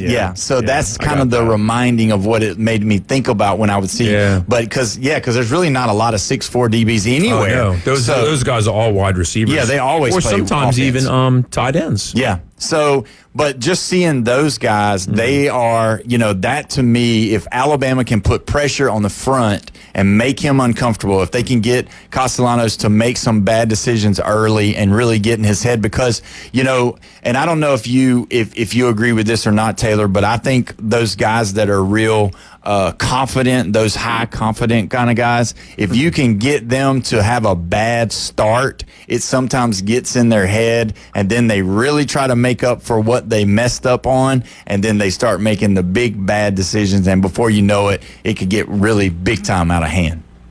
Yeah, the biggest thing I'm kind of concerned about, the Florida State offensive line actually dealt with a multitude of injuries this offseason. They actually come into spring camp. It was kind of concerning because Gunnar Hansen, their starting left tackle from Vandy, was actually out with an injury. Micah Pettis from Ole Miss, their right tackle, was going to be out with an injury. He's not really played as much. The only guy that really they had that was consistently there until the very, very end of spring was Luke Pettibone. He's actually a starting center, used to be at Wake Forest. There's a lot of transfers on this offensive line. Their experience, we heard that last year. There was a lot of experience last year with Darius Washington and Robert Scott, Maurice Smith. All those guys regressed quite a bit. And you're looking at guys that you want to have a little bit more non-pressure on a Castellanos. You want to see him be effective in the offense, but if you have an Alabama defense that's pinning their ears back, and then next thing you know, you run it twice and maybe you get 2 yards at 3rd and 8, and you're having to pass downfield against the secondary that you're advertising is very, very good, it's not a good recipe. So that's kind of a big factor that goes all into this. Yeah, so if Womack can get his defense really going after him, like you said, pin his ears back and go, and really make it uncomfortable, make him get rid of the ball early, because Lord have mercy, I don't want to see any kind of reincarnation of Johnny Manziel running around, throwing up balls and letting these guys go get it just because, we chased him out of the pocket, because he is that kind of guy. He's that elusive kind of guy. I know that he put up some big numbers over at Boston College, when he was healthy and running around and doing his thing. That's kind of what, for me, is the biggest concern going into this game, is that, at first you kind of think about him and you're like, man, he's just running his mouth. But he has played a lot of football. He does know how to play football in this, atmosphere. He's played in some big games. And the thing is that with Alabama coming in, we don't want to have a lot of blown coverages, because they are, even though they're really good in the back end, they are young. And so, with that crowd, with the Sparkle guys out there jumping around and hearing the chants all going all night, I worry about that. But I think with Alabama, I think that if the offense clicks, I think the defense will follow suit. Are you more worried about Formby at right tackle for Alabama? Or are you okay and concerned about that? I think it's going to be okay. I think he'll be fine. I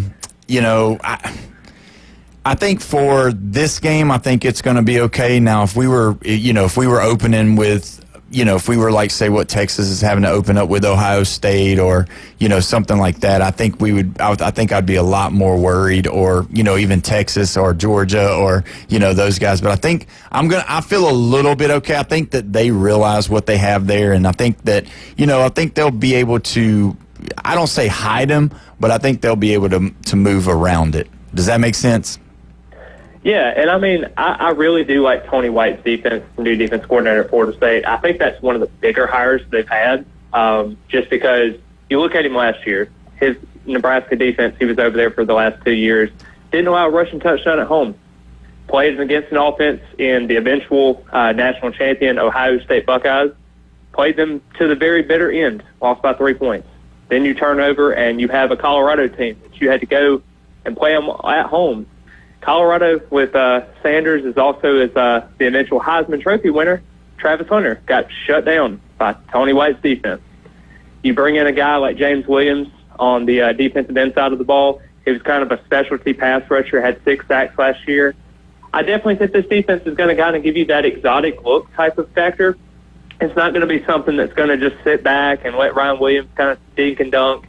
It's going to get quite aggressive, and that could also lead to what he had last year when he played Indiana. He lost 56-3 because his defense could not stop a nosebleed. But you're also going to have those moments where he can beat a Colorado. He can almost beat an Ohio State. It just kind of depends on what defense you're going to get. Well, and that's what you really got to know, is that when you have an Alabama coming into, your game plan better be ready, and it better be right, because if it doesn't and it gets out of hand quick, it could be a long night, and all of the fans could go ahead and leave and go to the bars before the second half starts. And that's what I hope, by the way. But also I wanted to ask you, have you heard anything about Earl Little Jr., the transfer from Alabama that have come over to Florida State? I know that there was some online chatter about facing his former team, but have you heard anything about him? Yes, he is as advertised. Last year he was at nickel cornerback. They switched him over to safety about midway through the year. He's actually going to be our rover safety this year, going to be more in the box as a linebacker / hybrid safety. They use 3 safeties in this defense. It's more of a traditional multiple 3-3-5 defense. It's something Florida State fans aren't really used to, but Tony White actually went and spoke to the media during the springtime. He actually referred to Earl Little as, quote-unquote, him. Big concerns and big question marks for Florida State fans, because where was Earl Little at last year? but it just seems like he's turned a corner. His confidence has been very high. Norvell was actually able to get him to be represented at the ACC kickoff for Florida State. I mean, he speaks very, very highly of him. I mean, this whole defense is based off of Earl Little. If Earl Little does very good, this defense is going to go very good. So I think it's going to be more of like a Jamie Robinson type for Florida State fans out there that remember him. Had 99 tackles his first year, 84 the second year, was the leading tackler on both teams. Had 5 interceptions in his 2 years, was very productive in that defense. I think it could be a similar effect for Earl Little.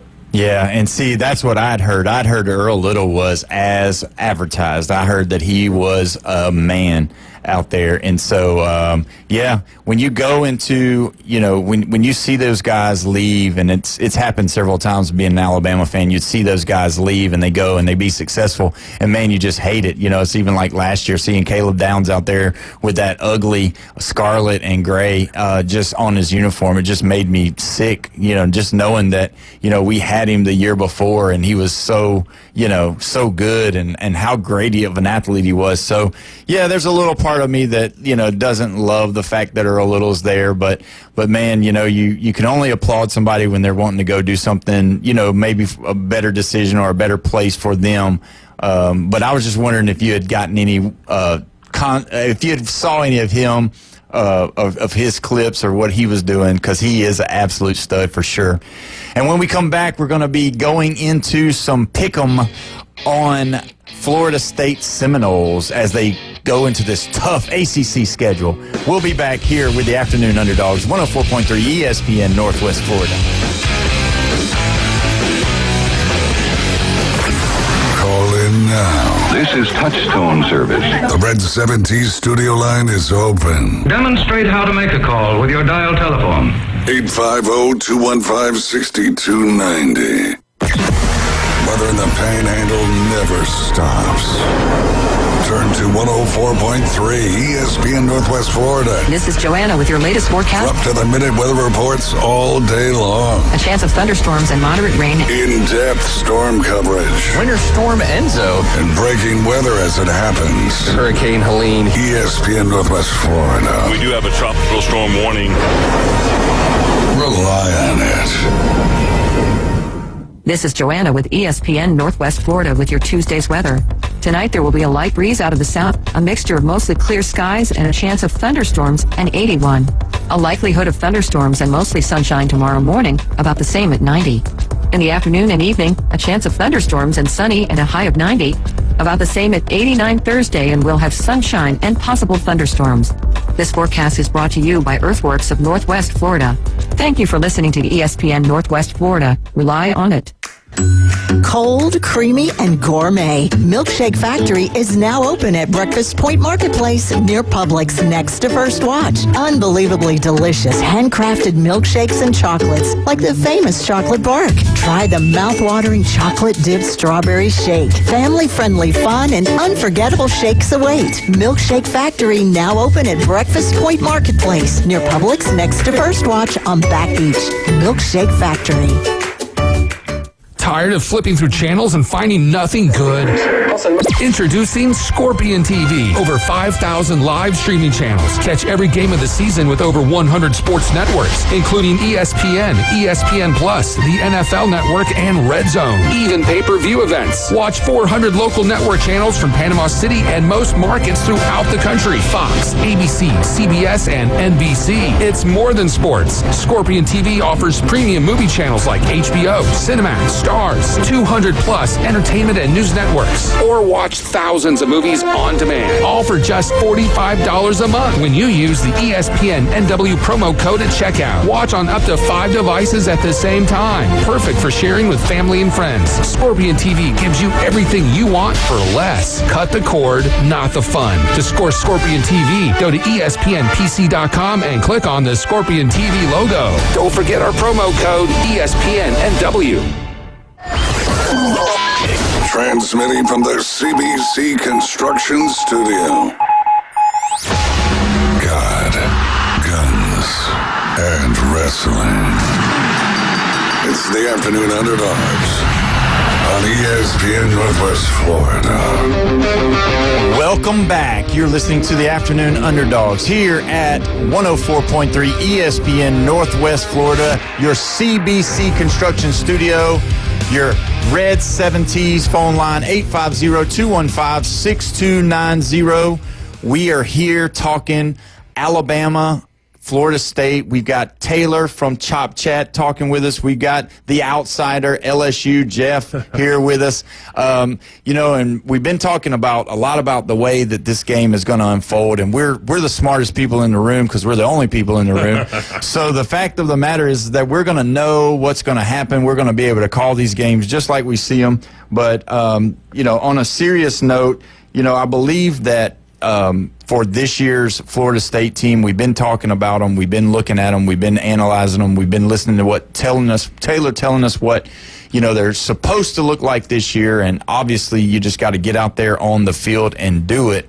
But their schedule this year, Taylor, is really one of those schedules. Me and LSU Jeff were talking on the break, and he brought out a point, and he was saying that Notre Dame not being on the schedule and SMU not being on the schedule, but adding Alabama to the schedule, even though Alabama is a juggernaut, even though, you got to have your, I's dotted and your T's crossed to really, be, competitive or to actually beat them.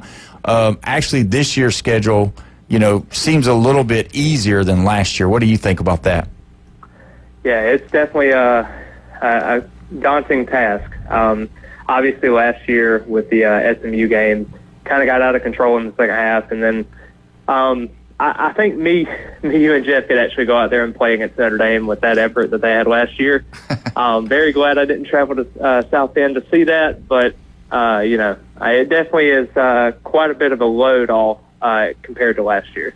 Yeah, and when you look at playing Alabama, and we're going to go through their schedule here in just a minute. When you look at playing against Alabama, and then you do have, somewhat of what you'd call a cupcake next 2 weeks after that, they could really be in a good spot going into the game with Virginia. And if they were to, come away with that would be a really cool deal to have, maybe a 3-1 Florida State playing an undefeated Miami at Florida State. With Carson Beck possibly being the quarterback then if he's not still hurt or if he didn't get injured during that time. So I think that Florida State's got some really big ideas. If everything falls into place, they possibly could be that team out of the ACC that could make the I don't necessarily think they're going to make the playoff, but I think that they could be in the conversation if they're able to win the games that they supposed to win and not do what you said, like with SMU, and get ran out of the building. Now, like Bama, who lost the games how'd they lose? They lost the games they should have won and won the games that they shouldn't have won. Easy, Jeff. This is the first time you're on the show. Just be easy with what you say now about my Crimson we're Tide. going to throw stones, you see what we're doing. Yeah. But, when you're talking about, making the playoffs for Florida State, we don't want to just say, okay, you're going to lose to Clemson, you're going to lose to Bama, Right. But if that were a scenario, you kind of have to win all the rest of the games, and maybe the worst you could do is lose the ACC championship and be, maybe 10-2, and then you drop down to 10-3, and then you slide in like SMU did last year. Not saying that SMU they weren't 10-2 going into the ACC championship, but that's the possibility of Florida State sliding in at the worst possible situation. And the thing is that you would have to have an ACC conference as a whole be a good conference this year. They would have to, win some games, and they would kind of do like the old way, the SEC before we had the new playoff system where there's so many teams now, kind of like defeat themselves, kind of like knock themselves out. That's what happened in SEC this last year. Yeah. Because we had South Carolina, Texas A&M, and Alabama all at 9-3. Yeah. 3 different teams at 9-3. Miami self-imploded towards the end, right? So they missed the ACC championship. Did you say as always? As always, yeah. Well, 2001 is a long time ago. Yeah, it's been a long time ago. If they keep on bringing up 2001, I'm like, come on, man, guys, you're living in the past. You might as well you be can Penn show them State. their ACC championship trophy case. Which, that's true. If nobody ever wants to know this, they don't have any. Oh my God, because that was Big East. Yep, Yeah, that's that correct. was Big East. Yeah, Can you they were believe the- that? yeah, they were the I Big mean, East. that's where we're at right now. Yeah. Still bragging about the Big East. Come Yeah, on, they aren't the Big even- East. Yeah. they're a basketball conference. Is all they are now. But Yeah. anyway, but yeah, like he was saying about the 3-1 start. Because what's the third win? It's the Virginia. Yeah, it'd be Virginia. I'm not impressed with Virginia. I think that the 3-1 is a good situation to be in, going against Miami. And you know what? Under my breath, I want to say Miami, Pittsburgh, because you can't look past the Pittsburgh team. I don't know. I'll say this too, with Eli Holstein and then also with Pat Narduzzi, physical defense. In my projections, I actually have Pittsburgh beating Florida State. Wow. Because, they actually play at Stanford the next week. I think it could be a look-ahead game. Plus, on top of it, you're playing Miami the week before. It's kind of in a weird spot. Mm-hmm. You got the off week, the bye week right after Stanford. It's just a weird type of atmosphere impact there. I don't know if the team can quite handle that yet. Not saying Pitt's a great team. Don't get me wrong, because they really struggled down the stretch after they started the season, 7-0. They were looking very, very high. Some injuries happened, and bam, they went down. Can they do that this year? We'll see. Yeah, and that's where, takes us to our next part. We'll go into what you guys think, and we'll go ahead and go through the Florida State schedule while we're here. And, what we can do is we'll go ahead and give our prediction for the win-loss. But also, I think it'll be fun to just see what we believe that the scores are going to be. And so for the Florida State-Alabama game, I'll go first, and I will go ahead and put it out there that, as you would imagine, that Alabama's going to win, and I believe that a 42-14 number would be pretty good. I think that's going to be a good one. I think Alabama's going to get ahead early. I think they're going to strike first, and I think that they're going to, run away with it. I think they'll impose their will on offense, and then I believe that Florida State's offense will sputter, and I believe that Alabama's defense will be able to take over that game. So either one of you guys, I know y'all are going to pick Alabama, so y'all can go ahead, whoever wants to pick Alabama. I'm going to cushion a little bit. 28-point win is pretty heavy. Mm-hmm. And I'll tell you the reaction I got off of the James Hale show 2 weeks ago when I called it. They asked me about this game, and I said 18 points. And they were kind of like on their heels. They were kind of like, wow, you think it's going to be that much? And I go, yeah, 18 points. So I'm going to say 35-17. Bama. Yeah. Okay. All right. What you got, Taylor? I actually have 31-20. I think Alabama's going to win. I think it's going to come down to Alabama kind of scoring a touchdown late in the red zone, be up, basically 11 points with about 3 minutes left. Florida State's not really able – this offense is not really able to tailor to kind of something with trailing. I don't love that aspect. I think they're going to try to force the run early. It's just going to be a lot of 3rd and 9, 3rd and 8 type of situations. I don't like Alabama blitzing our tackles, and it's just not going to be a great idea situation there. Not to say that I think Alabama is the head and shoulders above everyone else. Granted, if they had any other quarterback other than Ty Simpson, and let's just say they had a Arch Manning at quarterback, they would probably be consensus number 1 national champion. Yeah, and I think, that's the biggest thing about Alabama right now is that the unknown of how Ty Simpson is going to be able to, manage a game. And when I say manage a game, not in the sense of managing, being a game manager, but managing the game of the ups and downs, the ebbs and flows of a game, of playing, of being the guy, being in that huddle, being able to see, being able to come off the field when you throw an interception, being able to see what he's going to do with his next throw, being able to read defenses, maybe coming out of a penalty play, that kind of stuff. How is he going to be able to manage this offense? Because, with the weapons that he does have, there's an expectation, and there's always an expectation, even with this team, is that they're going to have to score points. And so bringing in Ryan Grubb and seeing how he responds to Ryan Grubb's abilities of being a great play caller, which everybody always, speaks highly of him as being a great play caller, and then knowing what he's got on the outside with Ryan Williams and knowing what he's got with the other wide receivers. I think for Alabama, everybody, all the fans, they're kind of, I heard last week somebody was saying that, just be patient with Ty Simpson. He's going to be just fine. And that scares me to death when I hear somebody close to the program saying, be patient. I don't want to be patient. I want to be ready. I want to be excited. I want to be like, let's get the bells and whistles out and be ready to blow explosions up because we're going to score 40 points a game. But I was a little concerned about that, and I'm not sure. I think it might have been AJ or one of the other, Greg McElroy maybe had said, just be patient. Yeah, it's just an odd situation. The whole factor of what Florida State's going to have to bring into this situation. Again, there's going to be so much pressure for Alabama. It's going to be a hostile environment for Florida State fans because you look at it. If Florida State gets down early, maybe 10-0. Yeah, it's not going to be ideal to have that situation. So you cannot allow yourself to get down early. You got to build that confidence. You got to at least have 3 points. Build a touchdown up, something. To get the fans, into the game. Get to those pivotal third downs to where your defense can get off the field after maybe a tough. Maybe the offense is doing no huddle. Maybe they go 3 and out. After 30 seconds, your defense is right back on the field.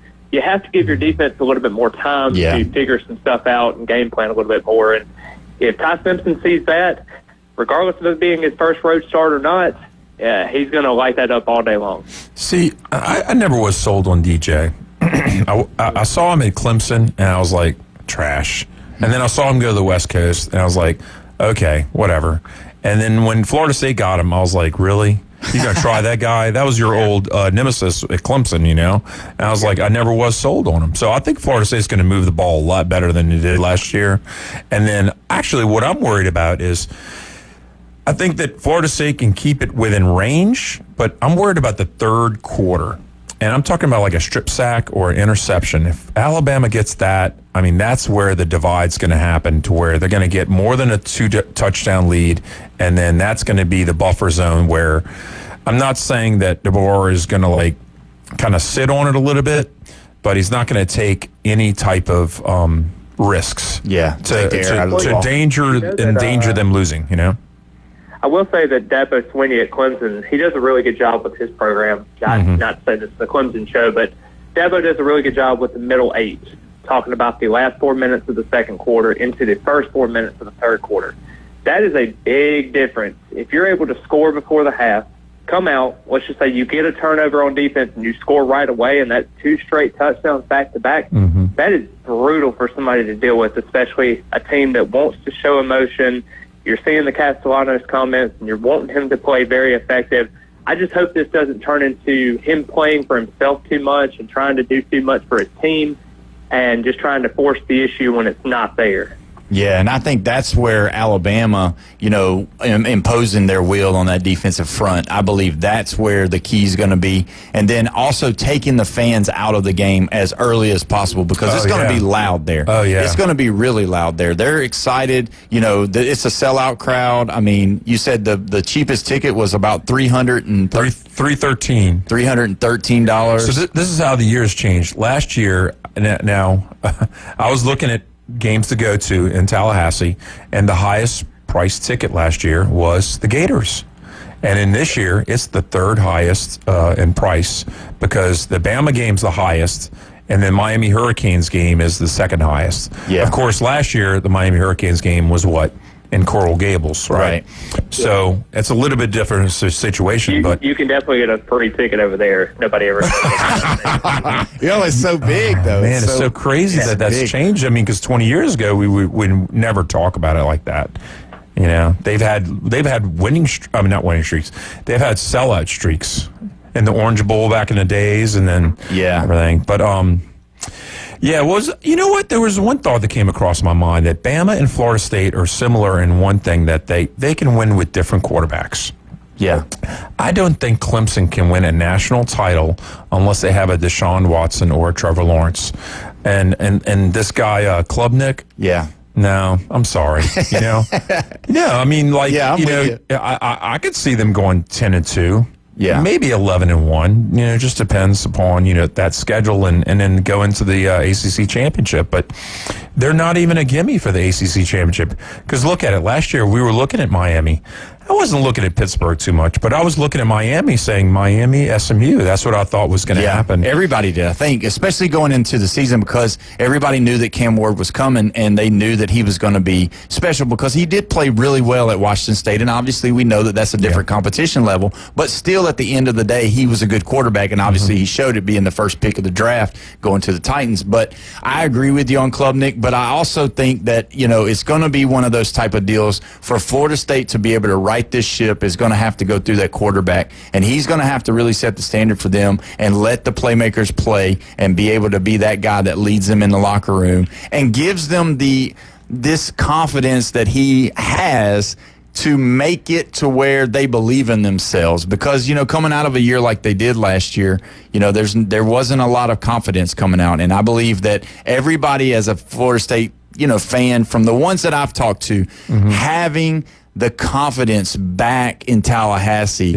is what it's all about. Because as well as I do, if you have confidence, you seem to play better. But if you go in there when you're not very confident and you're wondering whether or not you're going to win or you're going to lose, and you're kind of just like, and then you start out with a juggernaut like Alabama, that's where it can get really serious. And the thing we forget about, because we're older, is that when we're young... Who's older? Come on, man. Well, I think we're getting older. Okay, there we go. Yeah. We're older every day. We're getting older, and we forget about how our confidence was when we were 19 or 21. It was different. Yeah. I mean, there was cockiness and there's confidence, but we didn't have what we have nowadays. I mean, at least I didn't. I wasn't like that back. I was very underconfident. Well, and you think about it too, is you got social media now, and that alludes to you get the clicks and all that. So Florida State's playing on the road against Clemson.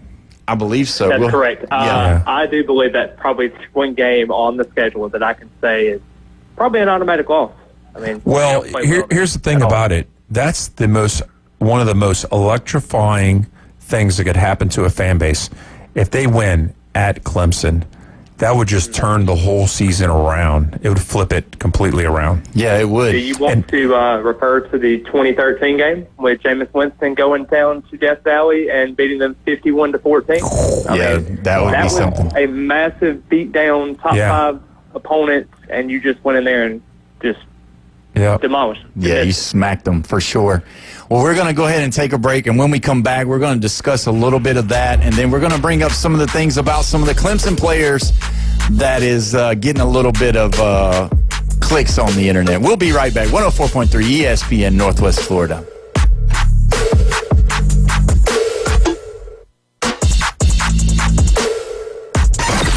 Mornings on ESPN Northwest Florida just got unsportsmanlike. I'm just waiting on a player to be fed up with this, to be fed up with the charade. For a player of the caliber of Micah Parsons to say, I'm going to get my bag a lot of places. Yes. And I can get it at a place where A, it's more stable and I'm appreciated, and B, where I have a better chance to win. Because as long as this circus is still happening, the Dallas Cowboys are not going to be able to win a Super Bowl. Evan Canty and Michelle. Weekdays 5 to 7 on ESPN Northwest Florida. CBC Construction is looking for a few good men. At CBC Construction, our greatest strength lies within our talented team. Join us and be a part of a dynamic company that values its people. We offer a tremendous opportunity to create a future for your family and the Florida Panhandle. CBC Construction is now hiring. Call us at 850-740-3815 or visit cbcconstruction.com to learn more. CBC Construction. Be part of a winning team. Los Rancheros has been doing it right for 20 years. Los Rancheros brings a top-shelf dining experience to you with the opening of their beautiful new building. Watch all college and pro games on Los Rancheros' 14 large-screen TVs with great drink specials daily from 2 to 5 and during all the games. Los Rancheros, the place for live sports and great food on 23rd Street between Jenks and Harrison. When the chips are down and the games are close, the 2025 Atlanta Braves don't give up the fight. Olsen clocks one to deep right center field. Back and goes towards the wall. He just branded his name on that baseball, and it's 2-0 Braves. Tonight, it's another interleague showdown for Matt Olson and the Braves as they square up against the Kansas City Royals at Kauffman Stadium. Braves pregame coverage begins 6 o'clock. First pitch, 6:40. Your home for the Braves on the Gulf Coast, ESPN Northwest Florida. Broadcasting from the CBC Construction Studios. Tyndall Air Force Base to the Hathaway Bridge. We're live and local. It's the Afternoon Underdogs. 104.3 ESPN Northwest Florida. And welcome back to the Afternoon Underdogs. And I just want to tell you, this has been a great show today, and I'm so excited. And the reason why it's great is because I'm listening to that great fight song right there that we're playing over the airways. And that is the Alabama fight song. If you didn't know that, Jeff, I just wanted you to know that was the Alabama fight song. And since we're playing Florida State here in the next 30 days, I just figured that would be a great intro for the last 32 days. 32 days, yeah. That's right. Yeah, I'm excited about it. I'm just so excited. I done added an extra. I took away 2 days. So did you see the SEC Media Days? Sarkeesian? Yeah. For Texas, was walking up to the podium. You know what song they played? They played the Texas A&M fight song. Oh, my God. It's so horrible. Yeah, that's great. And he acted like it didn't even happen. I just wonder if he knew, like if he really knew. Oh, no, he knew. He knew. He's been there long enough. I mean, I know he knows the Texas fight song, but I wonder if he knows A&M's fight song enough to know what it was. Yeah, no, I mean, like for LSU, I mean, we know Bama's fight song, and we know Rocky Top. Yeah, everybody knows Rocky Top. We don't play Tennessee hardly ever. Yeah, everybody kind of knows Rocky Top. Yeah, that's one of those aggravating ones. Yeah, it's just one of those things that kind of gets on your nerves a little bit. Taylor, did you enjoy the intro to that break? Yes, but I promise you, if Norvell would have heard the Florida fight song after last year's debacle with Billy Napier planting the flag at midfield, probably wouldn't have went too well last year because he pointed the finger guns at him, and it was definitely go time. It was probably going to be an MMA fight out there for sure. So let me tell you, so I was in the early 90s. I went to LSU and Florida State. We opened up the season with them 1 year, I know, when I was there. And then we had another one where I think we were either 3-2 or 3-3. And, of course, Bowden was the coach back then. Mm-hmm. And it wasn't Chris Winkie. Who was the one? Ward? Or was it Ward? What was the name? Charlie Ward. Charlie Ward. That's it. He was the quarterback. Yeah. And we had the lead at halftime. And you want to talk about the student section? And Florida State was ranked number 1. Yeah. Coming into Baton Rouge, and the student section went nuts, absolutely nuts. And then Bowden, the whole about midway through the third quarter, he just started running up the middle every play, and we just couldn't stop the run right up the middle, and they ended up stealing the game from us and beating us by 11 points because they stole the game from us, and it was pouring down rain in the last 3 minutes, and people had just cleared out, and I was like, I just thought it was fun, even in the pouring down rain. I had a good time. Yeah, that's a tough place to play still down there in Baton Rouge at night. And that Seminole chant, I mean, let me tell you, other fan bases, they hate that Seminole chant because it's like it's just nonstop. Oh my God! Yeah, that's why I'm glad. I was gonna have Bone Crusher play it for you, Taylor, just as a welcoming on the show, but we just didn't, and I just gave him the no sign just so you know that you're here. I said no, don't do that, not in my show.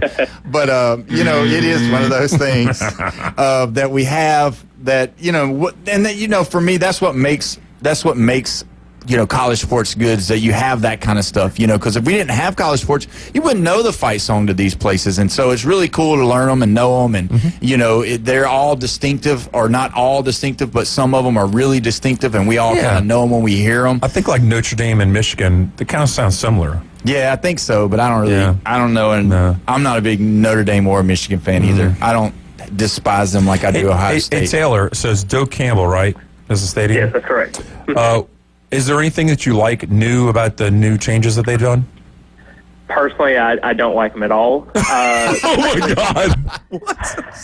I know a lot of fans out here are they've been season ticket holders for 30 years, 40 years basically. They have family generations in those seats, and then you basically chairbacks in. The seat backs, if I remember correctly, are like $7,500.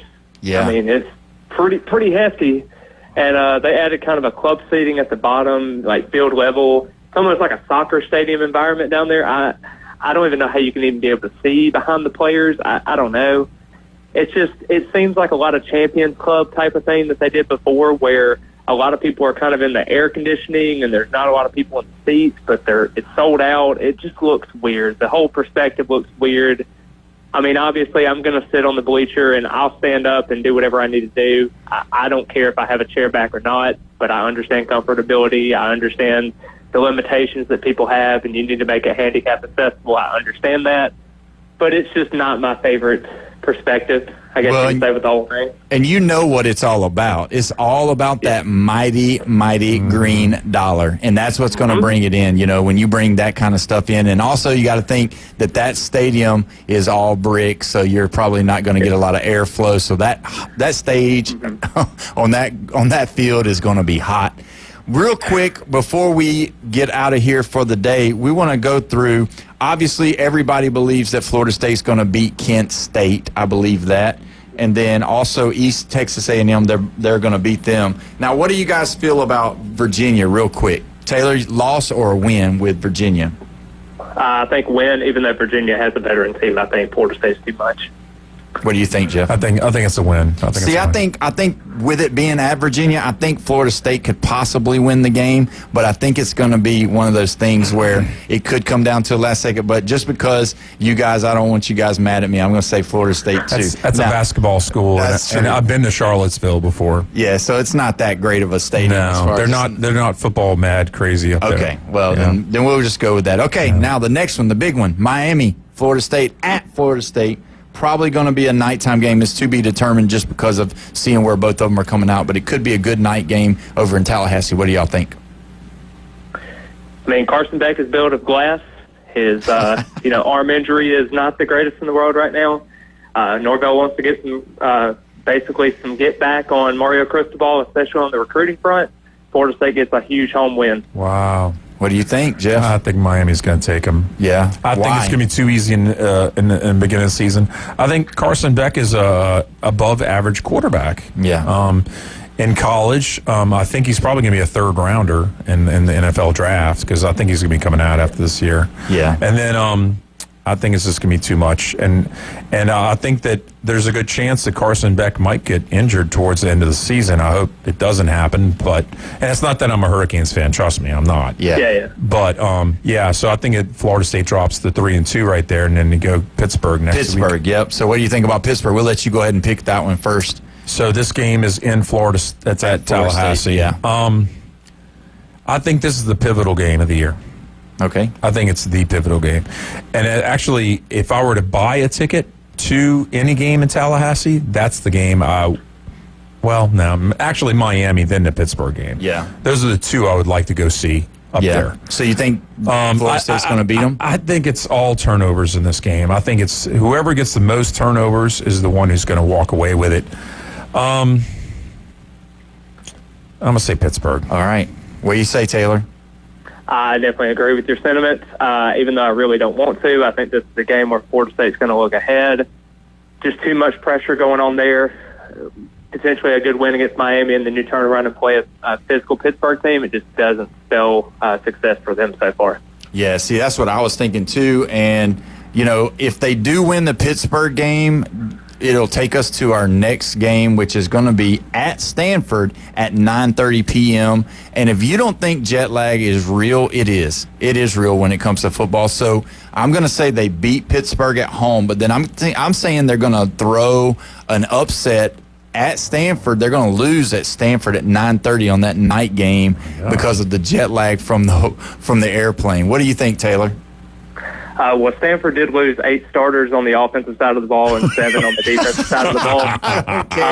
They don't have a coach, and their stadium as you referenced to with the Virginia Stadium, is not a very inviting environment. Probably one of the worst decisions the ACC has done in terms of adding Cal and Stanford to their conference. I agree to that. I definitely think Florida State is definitely going to take care of business there.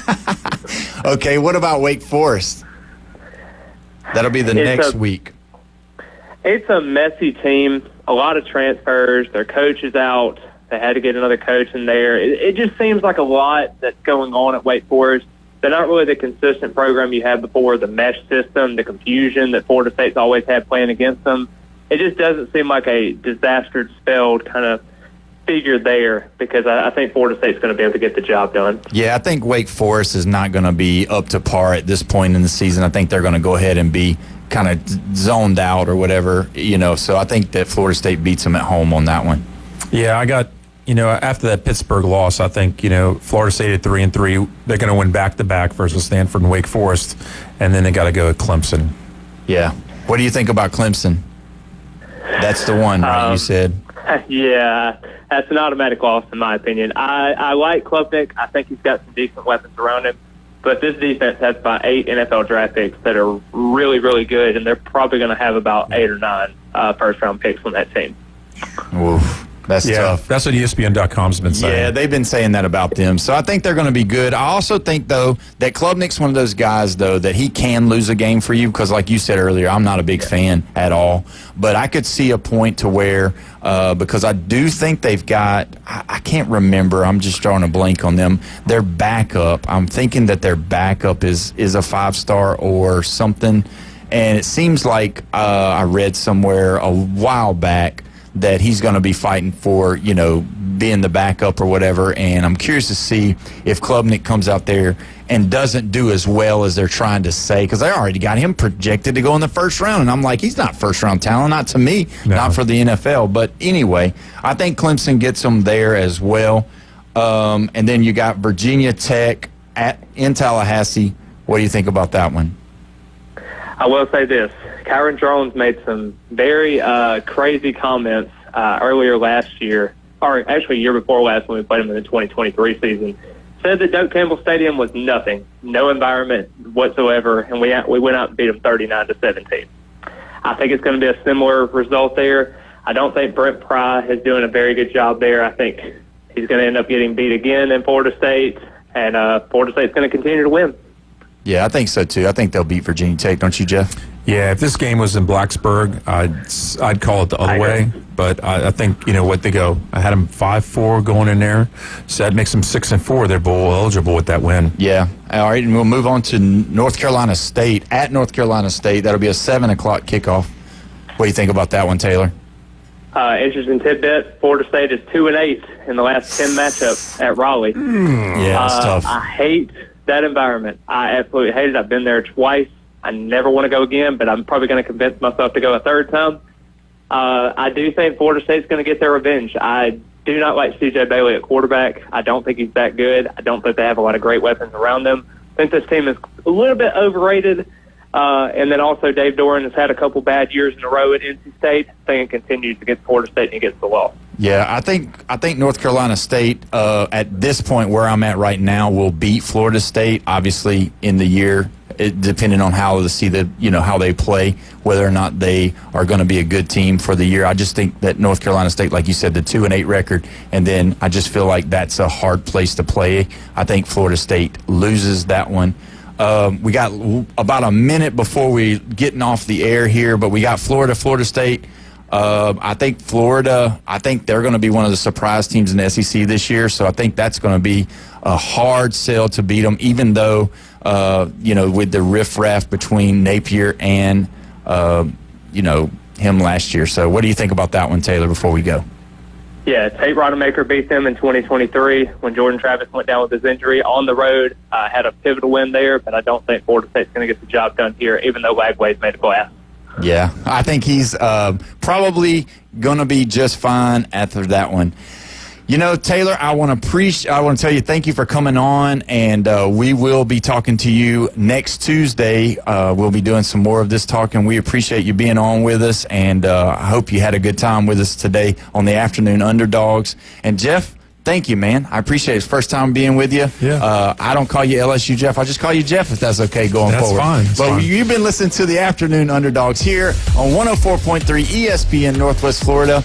We'll be back tomorrow. There's a lot of stuff we got to talk about. We'll see you then.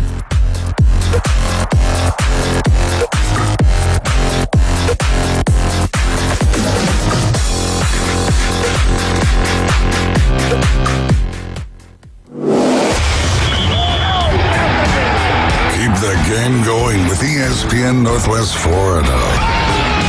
Just because you get out of the car doesn't mean the Sports Talk and Live play-by-play have to end. Just say, hey Alexa, open ESPN Northwest Florida. From Michigan Avenue to the Man Cave, from the car to the kitchen, we've got you covered. Keep the game going.